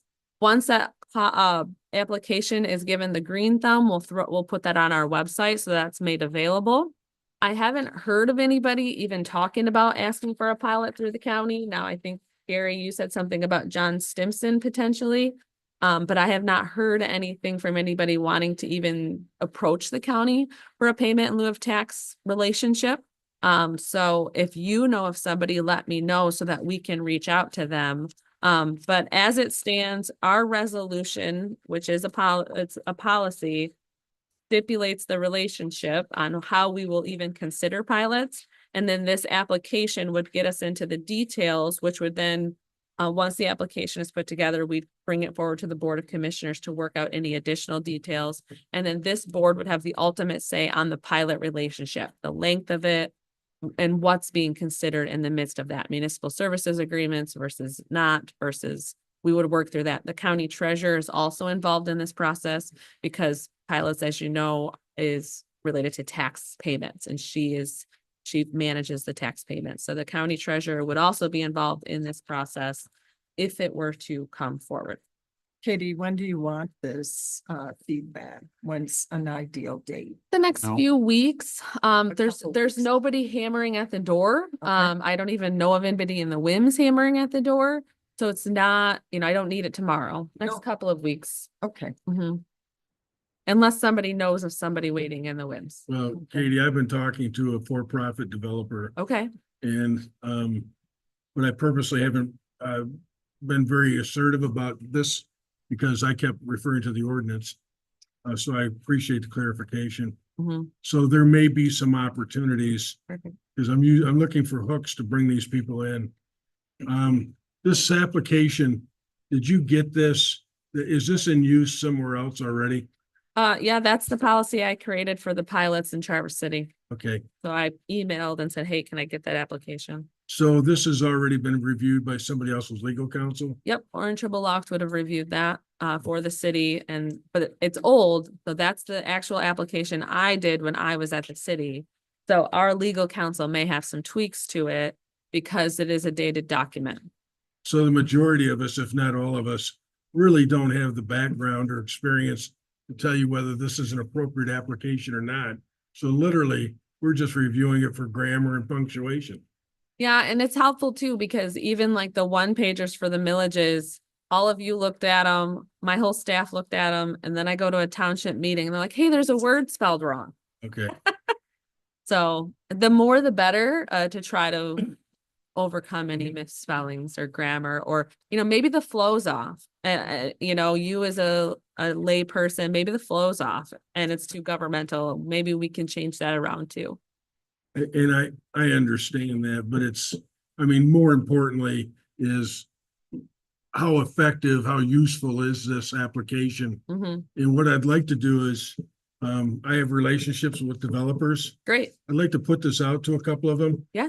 And ask them their opinion on how this looks to other communities that they've worked with. Okay. Remembering that there's not a lot of communities that are offering under this new guideline from the state pilots.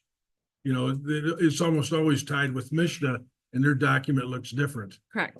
But I would like to put it out to them and see how it appeals. I think that'd be great. And when you're reviewing it, also, have the resolution there. Because in our resolution, we call out a lot of things. We call out that the project has to be no more than 120% of the AMI. We talk about the 90 days in advance of the official request. And so make sure you're reviewing that resolution as well as this roadmap.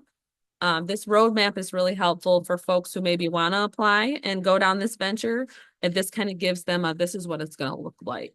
And so when reviewing the application, consider these other documents as well, just to make sure they all align and make sense. And do we have the resolution and the roadmap Yep. available online? I don't have any of it online yet, no. Other than what's in Tammy's packets, that's all online. Providing this as a tool for developers, whether it be profit or nonprofit, it could make the difference in their operating, because that's really what a pilot's about. Yeah. Is the operating costs. So like I look at what John Stinson's doing. I realize that maybe we don't want to poke the bear, so to speak, but we should bring this to his attention. Because he's looking at doing a project in Thompsonville in phases. And now he's talking about maybe doing it all at once. I've been talking to him about that. This could make the difference on whether he can do it all at once or not. He knows that we have adopted the pilot resolution and policy. Yep, he definitely knows about it. Okay, good. So the application's not out there yet though, so maybe when the application is done, then he'll maybe pursue it a little bit more. But he's aware. Okay, We were only the second in the region to actually adopt this resolution. And so a lot of people know about it because Grand Traverse and us were the first two to do it. So that was heard about. I don't have anything else unless there's questions. Yes, I do have a question. Yes. At the broadband summit with Mercury or Merit, fantastic feedback, by the way. During the discussions, was open network discussed? Yep. So Tim Malone actually did an entire presentation on open access networks. And he flew in 2 women from Sweden to present with him. So Sweden has a full open access network across their entire country. And they're really leading in the world for this open access network ideal and thought. And so he brought in 2 individuals from Sweden to talk about it. Very nice women. So we had a whole presentation on open access networks and we talked about why and the importance of it and how it drives down costs is the whole thought process on it. And we talked about some of the, because there's some agencies who do not want to participate in open access because they think they're going to lose money from the whole venture. Well, I'm asking because Right. I don't want taxpayer dollars to go towards a monopoly. Yes, and so the women from Sweden talked about that it actually drove up profits because of the choice and it got more people to buy into the service because you're never going to have 100% buy into the service. And when there was the open access network, it actually drove up buy into the service because when people feel like they have choice and feel like they are able to get a better deal, they're more likely to sign on. So we talked about this whole premise of that. So far, other than us, there's a tribal network being worked upon as well as the Roscommon area. There's really not any open access networks still in Michigan. But MyHigh is paying attention to it and encouraging the open access among the smaller co-ops and smaller providers. I don't think they're ever going to win over the charters of the world, and everybody realizes that. But there is a push for more of the smaller providers and the co-ops to provide this open access network so that there is better buy-in.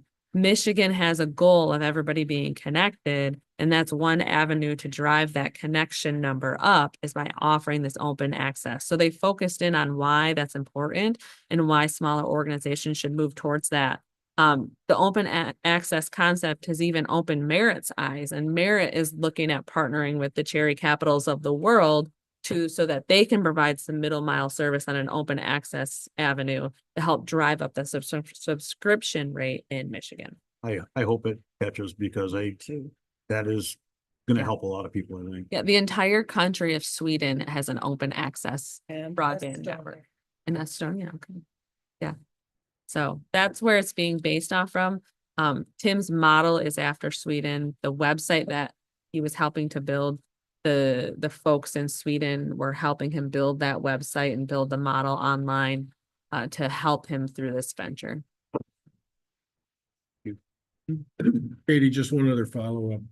The IT position that's open, are we getting any applications on it? We've gotten a tremendous amount of applications and Jackie actually spent much of yesterday scheduling 13 interviews, I think, or 11. So quite a few interviews are being scheduled for next week. Her and I are going to work with Carhu. They're going to help us through this kind of first round of interviews to, weed out the big list to a smaller list, and then we'll go from there. Quite a few qualified and quite a few from the area, which was cool. A few Beulah addresses, Traverse City addresses. So that was really cool. Now there was the Delawares and the other states, but quite a few local applications, which I found really cool. Anybody over 20? Just saying. Maybe one. How many 14-year-olds? Yeah, right? Are you closing then the posting period since you've had such a good response? We have not closed it. We don't typically close until we're closer to making a decision because we could get through 2 rounds of interviews and decide, yeah, no. And so once we get a little closer down the line, then we'll look at potentially closing that application window. Yeah, good. You have one short question. One. Getting back to Mercury.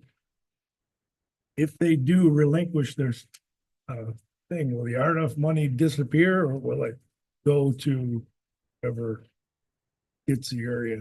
So that's up to the FCC. If they relinquish those applications, they do have a penalty they have to pay back to the FCC. But the penalty, while some think it's pathetic, others think it's pretty harsh. So it's a matter of interpretation. So they will have to relinquish a penalty back to the FCC. But then what the FCC does with that money, that part I'm not sure of. I don't know if it just opens up. The reason that we need them to do it sooner than later is because we're in this holding pattern where the MyHigh office, we did that challenge process where we challenged the different addresses. That challenge process to the state helped the state create maps.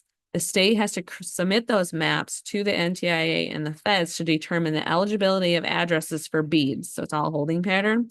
And so if they do not relinquish those addresses here in the next 30 days, they will basically indefinitely block those addresses from further funding because the state has to produce the maps and they've already extended it by an additional 15 days to produce those maps because we're in this holding period because of Mercury, though they won't say it's because of Mercury, but we all know it's because of Mercury.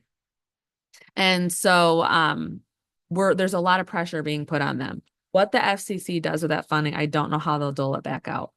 But the holding pattern is they could pigeonhole those addresses to not being eligible for beads, which is the bigger problem. And that's why the pressure is really being put on, is because they need to throw up their hands so that we can submit an amendment to the map, to the NTIA, so the NTIA can approve an approved map. But then those eligible for beads. If they're listed as served, they're not eligible for beads. And then there's no funding available to expand in those areas. You said we'll know that shortly. Yes. So, it's a early day in November. Yes, they extended it by 15 days and it's an early day in November and we should know pretty final, what's going on. And so then once NTIA approves the maps, then the funding window is open to submit the application for the specific properties that are allowed to be funded by BEAD. Katie, if I could just kind of restate that. Katie and I had a discussion with Tim Malone and Mitch Shapiro at their request in the last week, and this subject came up. And just to be clear, if Merit relinquishes it, Mercury, they don't, the original funding source is not what becomes available. It's through beads. And Cherry Capital has already indicated their interest in bidding on that to fill that gap. So we have somebody in the background that in my opinion has been a better partner that would step in. Yeah, BEAD has been a multi-tier process. And so with the BEAD, the true application window hasn't opened because we're waiting on the challenge maps to be finalized. But Cherry Capital and others had to submit an application of interest for beads. And part of that application of interest is to give like an overview of where they want to serve. And so they've indicated that they want to service that area of which is being tied up by Mercury. So it's an additional wedge against Mercury of, hey, you need to do something about it. I spoke to Ben Feynman about Mercury, and he was actually surprised that they've communicated with us at all. And I said, well, they've actually communicated with me, not much. And he was surprised they've actually communicated with us at all. And I said, well, I'm a bit annoying. So they finally responded. And so so Mercury Broadband isn't owned by a single individuals. It's a company owned by an array of investors, and the CEO answers to these investors. And it sounds like at a national level, the investors have shook up Mercury, which is making them now scramble because they fired the CEO. And so there's a lot of scrambling going on in Mercury, which is kind of prime time for the rest of us to start poking at them. So hopefully we'll get something. Way more than anybody cares to know, but that's the story. Thank you. That's the end of your report. Unless there's another question. No. Any correspondence? Like just for our final public comment. Does anybody like to speak under public comment? Sir? I'm Javid Shaw, commissioner candidate. There was some talk about the road commission's possible apprehension for repairs, and in Weldon, they have that Lindy Weldon intersection over there, and they've been a little bit apprehensive for making some of the changes that Weldon has requested. They did put up some temporary signs over there, which were 2 metal signs with LED lights on them that blink, and I believe solar panels as well. I heard the cost to put those signs up was $77,000. And that seems a lot more than it should be. So I don't know if that's a county level concern, but I just wanted to express my opinion on that, express my concern. I'll be going to the road commission meeting on Thursday to learn a little bit more about their processes, but I figure there's probably some opportunities to make the cost a bit more reasonable for things like that. I'm just hoping that the costs of repairs or changes that they want to make don't stop them from making those changes if the costs are are higher than they should be. Thank you. Thanks.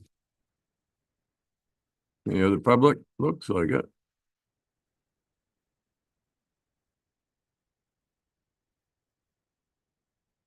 We're still in the morning. So I went to my first SWAC slash materials management, Mac. whatever they've changed the name to now. And I presented because of my need to, get some things through with the new coordinator. But I sat through the rest of the meeting. That's the first meeting or first time I've sat through that meeting. And I just wanted to say how impressed I was with the new coordinator and the team itself, and realizing that that's a kind of like, I have a couple of extra groups that I have to do, the LEPC, LPT, that those committees that are working for you are really doing a really good job. And those people are the same. I was really impressed. And I tend to go to meetings and then everybody always puts me at the front. They're always very kind, like at a township level. And I'll sit through it just to learn things. And that particular group, along with some of your other ones that you have working underneath this level, are doing a really good job. I know that you talk great about the EDC and all that other stuff, but there are those other little, I was like, this is a little unsung group that is doing a really good job. You don't think about it and then what they have to do ahead of them with that new plan. So I just wanted to say kudos to all the people that have been working for Benzie County, even at the little committee level. Thank you. Thanks. Anybody else? I just have one comment. I had to be in Manistee last week, so I made a point to get a hold of Mitch Deich. Him and I shared lunch on my way out of town, and he just wanted me to reflect on all of you, how good a time he had in Benzie County, and appreciated the board's commitment to Benzie County. So he's like, make sure you tell them people I'm proud of them. So that's all I have, but I wanted you to all know that. Sounds like pay increase. He suggested it, but I didn't think we could get it through. Anybody else? Close public comment, look for motion to adjourn. Motion. Second. Motion and support, further discussion? All in favor, say aye. Aye. Aye, opposed?